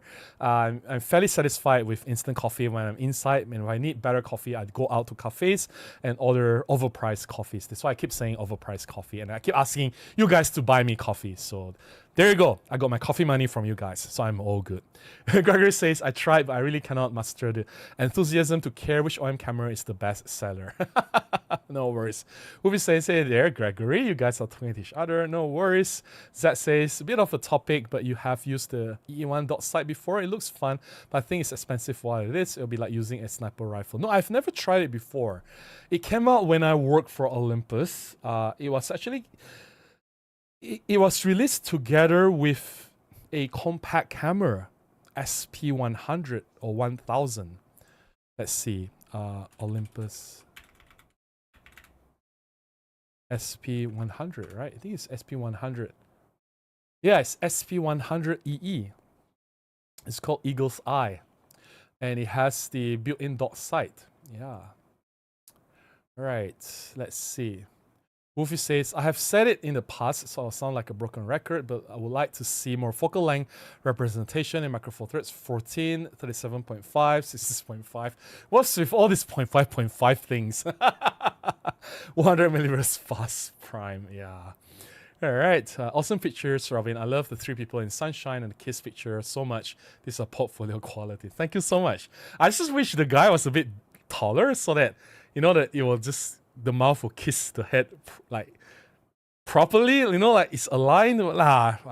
Things that we wish that we never get. Thanks for the kind words. Jeffrey says, looking forward to getting my old M5 back from my repairman. Lots of good memories with that form factor when it came out. I thought it was so complex. Yeah, it was ahead of its time. It has a lot of cool technology, right? It has touch screen. Right, it has fire system mesh stabilization. It has some really cool features as well at lifetime. Like, it was really amazing for what it is during this time. We have a super chat. Thank you, JTAG. Thank you so much. Grab a coffee on me. Oh, thank you so much. I appreciate it. I really appreciate the support. Wolfie says, my first two lenses would get for a future GX Pan F would be either 12100 f4 or Panasonic 1235 f2.8. Ah, speaking of Panasonic 1235 f2.8, I almost bought one recently. I found one for like $200 US. I don't know the quality or the condition, because obviously I need to meet the seller. Based on the photographs, it looked fine, but hey, you gotta really see it in person to really see how it works or whether it's really in good condition, right? But yeah, it was $200 US, like in the used market. Because it's smaller and lighter than the 1240 f2.8 and 45 f1.8. Between 1235 and 1240, there's not much size difference, though, is there? I think it's almost the same size and weight, right? Yeah. Andrew says, I think Gregory is referring to the SMEC toaster. No idea, man. I don't have toasters. I don't use toasters. So Ruby says, I use the Olympus EE1 specifically for the 100 to 400 and the EM1 Mark III for birding, but I couldn't use it with confidence since autofocus, continuous autofocus wasn't as good as OM1. I gave up on it after not making it work well. I understand. Would trust the E1 or OM1 more, but there are ways to make the E1 more useful than it is in the current form. Yeah. I've never tested one, so I can't really comment on that. And that's the thing about me, right? If I don't know, I will honestly tell you that I don't know. I will not come up with some fiction, or I will not not lie to you, right? Like some YouTubers these days. Kind of sad, hey. Edward says, really small would be great, but the rangefinder style OM3 size Pro camera would sell really well. Isn't that Pan F? Or Pan F Mark II? I'm happy with OM5 though. Should be called Panasonic, not Leica. Just Panasonic. Leica has zero input in designing these lenses. Panasonic bought the brand or the badge, the rights to slap the red dot. That's it. In return, Leica has some quality control or assurance, which begs the question, right? Like, the Japanese, they really know how to make the lenses. Do they need a German company to tell them how to make a lens? Looking at the lenses coming out from Sony, Fuji, Olympus, like, I don't even need the Leica lens anymore. These lenses are way too good already. I'm very happy with, say, the Olympus 45 1.8. Like, do I need a Leica badge, really? Seriously? I think it's just an unnecessary cost on the Panasonic side of things, right? Yeah. Hey, Jeff, how are you? Jeff says, hey, Robin and everyone. Good to see you here, Jeff. Anthony says, hey, Robin, have you ever seen the old XA1 rangefinder? No, I've never touched a film camera in my life. I've said this many times. I just shoot digital, and I think film is dead. They have a leaf shutter with maximum shutter speed of 1/500 and 35 f2.8 lens. That some thought it was better than a Leica lens. Nah. Yeah, speaking of lenses, like, Olympus knows their stuff. They really know how to make lenses, right? And this is, I would like to see OM System introduce a digital micro four thirds version of this camera with 14 f2 fixed lens with built-in image stabilization. Perhaps it could be slightly smaller than the original. Maybe they will make it, maybe they won't. But then again, if they want to make it, I think they would have done it by now. The fact that we haven't heard anything about it at this point seems like probably not going to happen, yeah? Miyazaki says, Panasonic is in charge of the design and manufacturing, and the product was commercialized with the approval of Leica. We submit the design results until we get final approval. Well, basically, it's just saying that Panasonic is doing the hard work. Leica just saying, yes, yes, yes, no, no, no, do this, change this, change that, which makes the question, right? Are these changes really necessary? Maybe the lens was already perfect in the first place. You know, like, there's no reason for me not to trust Panasonic in making lenses, right? And having Leica to come in and, you know, like, do all this quality control, they may not necessarily make things better. You know, just because it has a Leica badge doesn't mean it's better. Yeah. Anthony says, I personally feel that the Panasonic L10 is not quite small enough for its intended use and should have had built-in image stabilization. I think OM System capitalized on the missed opportunity. I think L10, if they have like a built-in image stabilization, a better lens, weather sealing, people might not complain about the size so much. Let's say it has a 24 to 120 millimeters equivalent lens. F2 to f2.8. I think people will forgive it, right? And it covers the full sensor width with not all this multi-aspect ratio thing. Just scrap that idea. That's totally pointless, right? Yeah. Adam says, just got here. We'll go back and watch what was discussed, but 100% on the title. Thank you so much for joining the stream, Adam. Good to see you here. The Great Vanzini says, the 45 1.8 has become almost the only prime I use consistently. Very good lens. I agree. I really agree with that. Anthony says, would a digital micro four thirds version of XA1 be the type of camera that you want to see OM System to introduce? I am happy with any kind of compact cameras that can come up with, if they want to, right? I think it'll be amazing. But the thing is, I don't think they will come up with any micro four thirds lenses these days. That's the fact as well. Thank you so much, Adam, for the super chat. You didn't miss anything, not touching film. Have really grown to appreciate your work 100% on small micro four thirds with easy app connection for social media work. Thank you so much for the support. I appreciate it a lot. Let's get to the members chat. Wolfie says, Panasonic 1235 was crashed in price since there are 4 generations re-release of the lens now. The image quality is 95% the same. Yeah, but then it was only a one-time thing, right? The other lenses that I saw on sale was like $400, $500 US. So it was like half of the usual price. I almost bought it. Jetek says, oh my lord, I had to look up this Smack toaster thing. $230 for a 2-slice toaster. I'm more poor than I thought I was, evidently. I'm on the same boat, Jetek. I'm on the same boat. Wolfie says, the Panasonic is 305 grams and Olympus is 382 grams. All right, 1 centimeter shorter than the Olympus. All right, I understand. Here says, I'd rather save my money for lenses rather than a Smack toaster. Smack is like a Leica in the toaster world. Okay, does it make your toast taste any better? I don't know. Panasonic 1235 is not as sharp in the corners as 1240, but it's as sharp at f2.8 at the center. It sharpens stop down f4 5.6. Only is as sharp as it gets at wide open. Yeah. Well, that Olympus 1240 was truly something else. What I can tell you, things that I know that not many people know, was that the original 1240, I'm not talking about the commercial version, the one that is mass manufactured. There was a version that was made earlier by the engineers that was even sharper. They have to tone it down to make it more cost, to manage the cost. Because the original version, if they were to use the original formula, it would have been a lot more expensive. But having said that, even after they've toned down the quality for the mass manufacturing, man, that 1240 lens is still amazing. It is still super, super sharp. But you've sure seen the original 1240. It was incredible. Wolfie says Panasonic 1235, its sharpness is optimized at 35 and 12 is the weakest, while Olympus 1240 is sharpest at 12 and weakest at 4. I disagree. If you have really tested the 12 to 40, like really extensively, 12 to 40, at 12 and 40, both are very, very, very, very sharp.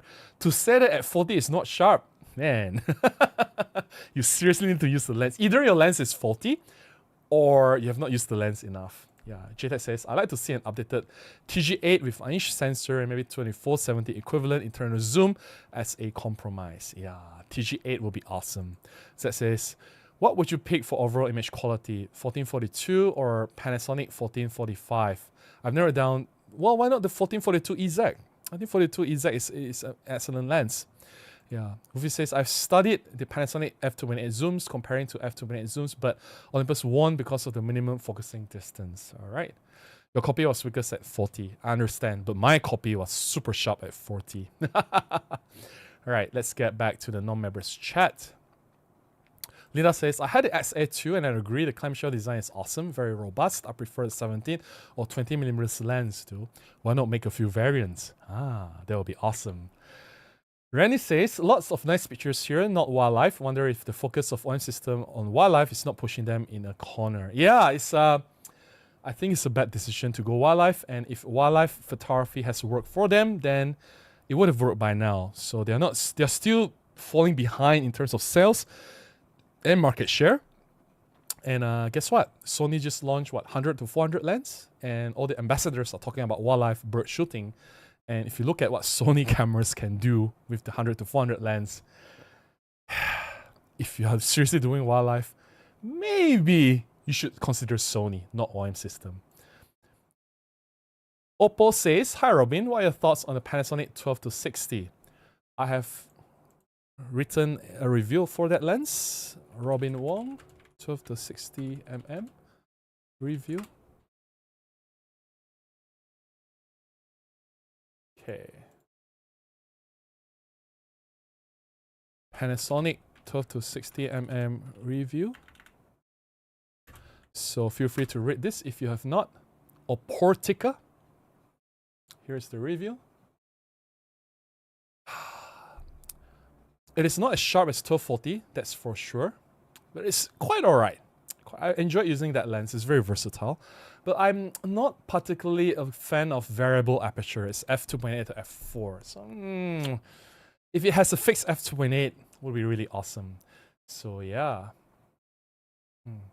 Yeah, that's my conclusion. Personally, I'll still go for Olympus 12 to 40 f2.8 or the Panasonic 1235 f2.8, primarily for the constant aperture. See, I'm still consistent in my thought even after all these years. This was like how many years ago? My conclusion was exactly the same. It's important, guys, to be consistent. It's important to be honest with your reviews. What you say will come back to bite you years later if you change your thoughts. This was in 2017, so almost 10 years ago, 8 years ago, 8 or 9 years ago now. So yeah, there you go. Yeah. Feel free to read it if you want to find out more about my thoughts on that lens. All right. Okay, let's get to Anthony's comment. For you, Robin, what would you call the perfect street photography camera? EPL7 will be perfect. Captain Webb says, Panasonic OM system will own the streaming space if they would make the camera completely controllable with USB-C, Wi-Fi, but then streaming is not really a mass market, is it? Like, a lot of people buy cameras not for streaming, so yeah, not really a good place if you want to eat into the market share. Edward says, Smack toasters are awesome, actually worth the money if you are into toast. Alright. I've never thought toast would be so complicated. Tommy says, combining GM5 size and OM3 capabilities would be awesome. Micro Four Thirds travel camera. I'm okay with GM5 not having image stabilization because it's so small. Like, I understand in order to make a camera small, you gotta give up something. And you know, it's still awesome. I still enjoy the GM5 and the GM1 recently when I used it for travel at Bangkok. Pseudo Wendy says, Hi Robin, I just moved to Malaysia 2 days ago from Indonesia. Where is the go-to place to check out new second-hand Micro Four Thirds cameras in Kuala Lumpur? YL Camera. Terry says, virtually all autofocus Leica lenses are made in Japan, only a few exceptions. Manual M lenses are mainly German-made. A testament to the lens manufacturing powers of Japan, right? Yeah. Edward says, right there with you, Robin. A lot of YouTubers have no idea what they are doing or saying, just pushing the sponsors. Kind of sad. Yeah, I wish that's not the case, right? Because if you have an audience, you have a certain responsibility to make sure that what you say is correct. You don't mislead your audience, right? You have, I mean, come on, it's just basic journalism, right? Asmita says, now we see some comeback of compacts. Hope one will make some at Z3 finally. Oh, that would be so awesome. I'm a huge fan of the original Z series line. That would be really awesome. Yeah, Anthony says, some people's argument these days is that the lenses these days are too perfect. That is the imperfections in the lens that gives the photograph its character, which is missing those days. Yeah, it's true. But then again, like, I would say once you hit certain sufficiency, that's fine. Like anything more than that, like how sharp do you want the lens to be? Like how much more creamier can the bokeh get, right? So if it already has hit a certain sufficiency level, then everything more than that is a little bit pointless. I agree with you. Chulans says, I'm trying to choose between Nikon D50 and Nikon D60. I like the D50 because it's built-in autofocus motor. I feel like I'll miss out on the D60. 10 megapixel high resolution, need help. Then why don't you go for D80? You have 10 megapixels and you have the autofocus motor as well. Yeah. Edward says, Smack, imagine a toaster that is controls actually are calibrated and the toasting is even across the slice. Might not be important to many people, but it is better. All right. Okay, Wolfie says, I didn't say it's not sharp, it's sharp, but not to the same level as 12mm N. Oh, but it is. I mentioned the odd focal length is 0.5 because I like 75 and 103.5. Nah, I can forgive the slight funny numbers after the conversion. Yep. Jeffrey says, I disagree on Sony for wildlife. I shoot both systems, most expensive lenses and bodies. For wildlife, OM is best. But then again, if you have seen the crowd, and if you've seen the photographs that the Sony ambassadors can do, like you know, they show that the bird is so far and they crop all the way with the 60 megapixel sensor. Why even bother with OM system, really? Like, seriously, why even bother? Wolfie says, I don't see one thing not being talked about with the future Micro Four Thirds. Older users who can't carry the full frame equipment from wildlife to basic day-to-day use. Then again, I see everyone carrying Sony cameras and lenses. I don't see them complaining. Yeah, Andrew says, I'll be over the moon if OM makes a new SZ3. Probably will give the GR a run for this money. Yeah, that would be awesome. I think Micro Four Thirds can have a decent hold on their future if they keep focusing on image stabilization and usability of the smaller and lighter gear for those with shaking hands, age-related illness. I think they need to think beyond that, right? If your only competitive edge is being small and light, then you have lost the war. You have lost, yeah. Smack toaster topic. And one advantage, obviously, older users have larger funds because of retirement. All right, I'm gonna go to one or two more chat and I'll share the last bit of series of image. Captain says, OM system and Panasonic should stop artificially differentiating the right features. Body size is enough. Had to relearn how to shoot handheld using the 75-300 on my EPL8. I think it works fine on the EPL8. I use it on my EPL7, no problem. Yeah. Number 6 says, Robin, all my most intelligent friends have switched to instant coffee. Cheers, I'll drink to that. Cheers. Fluff Nugget says, I love my GM1 and I love to make videos about the GM1. All right. Anthony says, currently, right now, OM System is putting all the eggs in one basket, that they're just focusing on wildlife photography. They should stop continuing putting all the eggs in one basket. I agree with you. I agree with that. They should focus on vloggers, street photographers. There are so many things to explore out there. All right, let's get to the last set of images. This is fun because I'm not going to tell you which camera I used for this. Andrew, please don't spill. Or some things, if you're here, please shut up, because I know you guys were with me last, was it Sunday? Yeah, last Sunday we met up for a photo walk and you guys saw what camera I used. So please don't tell anyone. This is going to be a secret. It's just going to be a secret for a few days. I'm going to publish this video on this coming Monday, right? So Andrew and Santix, don't say anything. Okay. So this is, yeah, this was the last shot from earlier. I forgot. This is the last shot from the Olympus 45 1.8. All right, so this is a camera that I will not tell you what camera it is. It's going to be a secret. I'm going to show you the photographs first, and what the camera is will be revealed on this coming Monday. For members, it's this coming Sunday. All right. Obviously, we had a photo walk last Sunday, and the end of the walk, we were checking out the exhibition of my friend Azul at Merdeka 118, and it was my first time shooting the Merdeka 118 building, so this was the camera that I used for that purpose. Not the best day to shoot the building because it was a little bit cloudy at the end.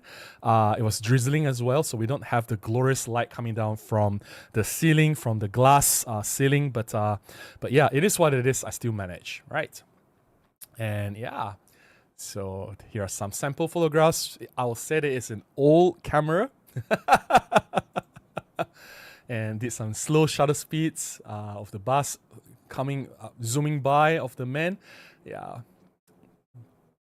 And yeah, I just love this particular shot, right? So a lot of shapes, squares, lines, and there's like red and yellow on the left and blue and white on the right. And in the middle, there's like the signpost with the yellows, very bright yellow. So you have like bright yellow, red, and blue all coming within the frame. And it's just a guy with a white shirt walking by.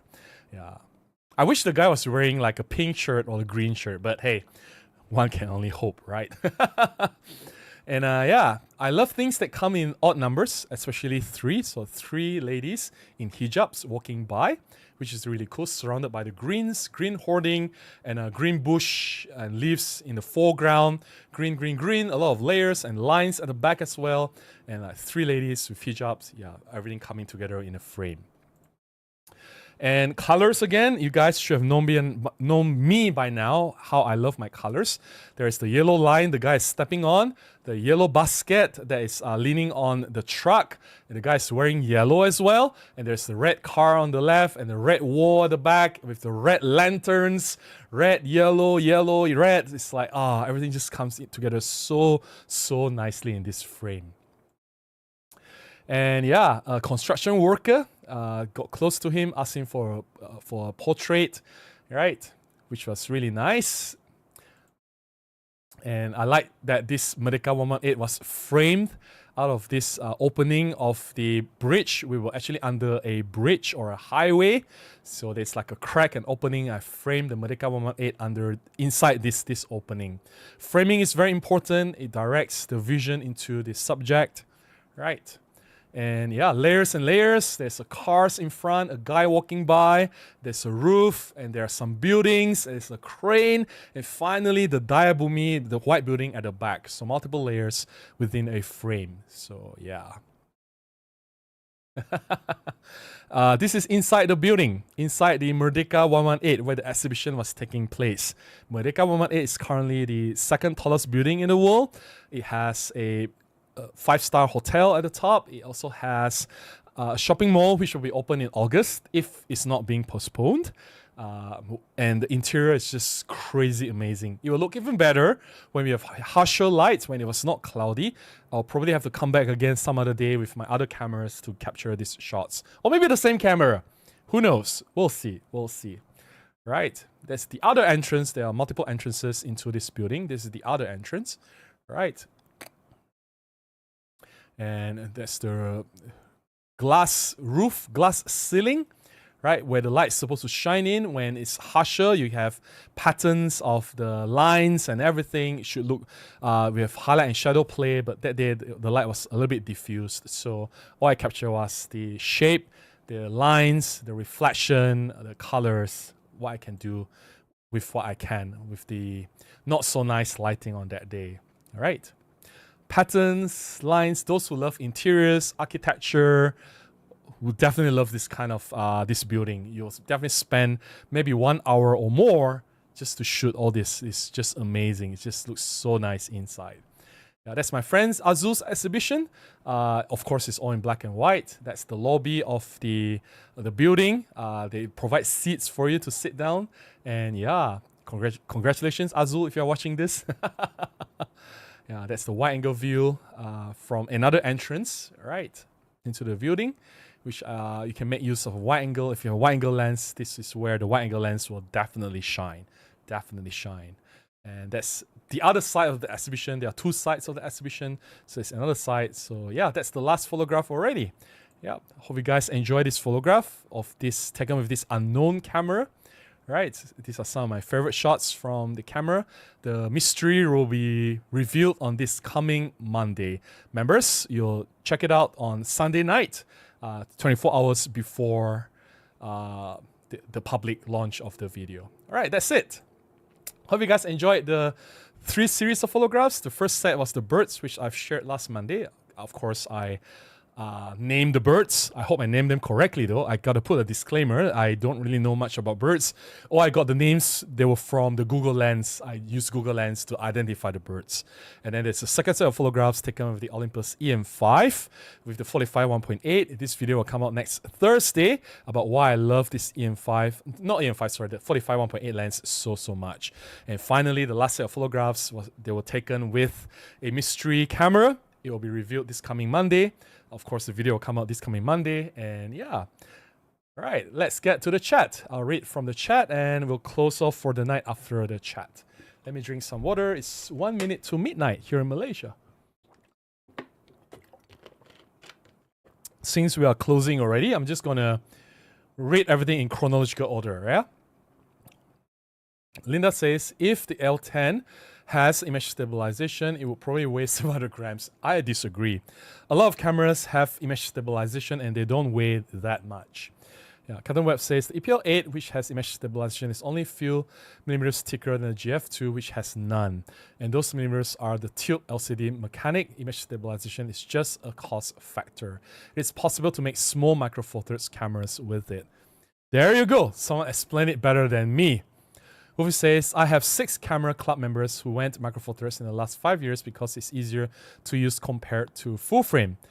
I can easily name 20 friends who have switched away from micro four thirds to full frame. I mean, this kind of argument is not going to go anywhere. You have friends switching from micro four thirds to full frame, or full frame to micro four thirds, or micro four thirds to Fuji, or Fuji to micro four thirds. People jump around all the time. This doesn't prove anything, Wolfie. Mika says, I was surprised how many people were using Olympus OM cameras at the birding week I went to a couple of weeks ago. The birders were an older crowd. I think size and weight does matter to them.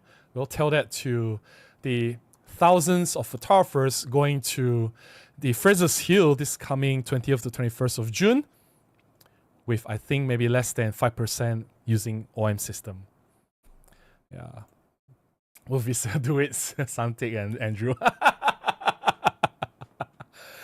Andrew says, keeping my mouth shut. Thank you, Andrew. I appreciate that. Some things, you gotta have some mystery, right? To keep things a bit more fun. If I just tell everything all the time, what fun is it, really? Mika says, of course, there were tons of people walking around with 600 f4. It's the only place I've seen multiple 150 to 400 in the wild. Yeah.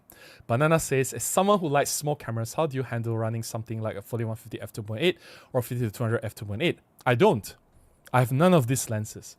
My longest lens is 75 f1.8. And I've made a video to talk about why the 75 f1.8 stopped me from going to full frame. Yeah. Of course, Andrew is a loyal friend. Right, Andrew? Banana says the colors are really nice. Thank you so much. Number 6 says, Robin, can Micro Four Thirds camera get better image quality with 12 No. We've established this already, right? Just because the pixel count goes higher doesn't mean there will be degradation in quality. In fact, the higher pixel count image sensors of Micro Four Thirds had better image quality than the lower pixel count image sensors. Say, for example, from 12 to 16, you have one stop better dynamic range and image and high ISO control. And then from 16 to 20, there's another jump, another one stop. Like if you compare the 16 megapixels with 12 megapixels, there's such a huge gap in terms of image quality. And then there's a bigger gap compared to the 20 megapixel Neo sensor. And if you compare the Sony's 60 something megapixels image sensor versus the 30 something megapixels or 20 something megapixels, the 60 something megapixels has more dynamic range and better high ISO performance. So the argument saying that less pixels will give better image quality, that argument doesn't hold any water today. Because the technology has advanced so much in terms of sensor making. Yeah, so no, definitely not. Moy Arena says, today I turned 62. Hey, happy birthday to you, Moy. And my photographer friends are older than me and they watch with envy my small and light Olympus equipment. Saludos from Mexico. Just because they watch with envy doesn't mean they want to switch, right? I'm sure they're not going to give up their precious Sony or Canon or Nikon, unfortunately. Wolfie says, yes, but most of these photographers are also the ones who grew up and learned on film photography, and they went through the pain of old technology of heavy build and large glasses. Not really though. I see the lenses are not really that large, that much larger than OM system. Yeah, Andrew says, ironically, the shot of the guy on Jalan Yap Aloy signage really looked like Yap. I know, right? I know, right? Yeah. Banana says, the colors remind me of some older Panasonic CCD-based cameras. You may be onto something here, Banana. You may be onto something. I think Andrew will be like, right, Andrew? Jeffrey says, well, as my favorite YouTuber Robin says, don't believe everything you see on the internet, especially on Sony full-frame advocates, especially from ambassadors. Well, I think just look at the images. Images don't lie, right? Yeah. Pizza says, Micro Four Thirds needs purpose-built small cameras that don't compromise on things like face detection or autofocus. Stop treating small cameras as cheap. Look at Fuji XM5. Agreed. I agree with you. Anthony says, I think it's bring a new flagship Mark III out with 20 megapixel resolution. With new image processor, I personally think the cameras will be a flop. They need to increase megapixel. I won't disagree with that. I think at least we need like 30 megapixels, 33, that will be a nice sweet spot. Arctic says, I love my Olympus EPL5 until one day it would take a picture, the axis system would freeze up and shutter would freeze and the camera would shut off. I love how small it was. Then time to get an EPL7. Wolfie says, very lovely pictures, Robin. Thank you so much, Wolfie. Appreciate the kind words. Hey, Rippy, how are you? Hi, Robin. Joined late and just saw your last set of photos. That was Azu's exhibition that we went on last Sunday. How was China? Are you back from China already, Rippy? Hope the holiday was nice. Anthony says, for me, Mark III with 24, 26 megapixels, not enough. Not enough. I would be happy with, not sure if it would be enough improvement for you with resolution. 30, man. Give us 30. Linda says, I doubt it's possible, just saying that they'll make it even bigger and heavier. No, that's what we were talking about tonight, right? Please make Micro Four Thirds camera small again. Yeah. Who says you can always bribe Robin with food. That is so true. That is so true. Still follow Robin for the what's no wish to be exiled. I don't do that to people, man. I don't do that to people. Linda says, I say the camera is an OLX. You are onto something, Linda. All right, that's it for tonight. Thank you so much for being here with me. I hope you guys have enjoyed the conversation. I certainly want OM Digital Solutions and Panasonic to make small cameras again. If you want to make Micro Four Thirds great again, start making small cameras. I hope you guys have enjoyed the conversation. I hope you guys have enjoyed looking at the photographs. And yeah, until the next one, please go out and take more photographs. Bye-bye.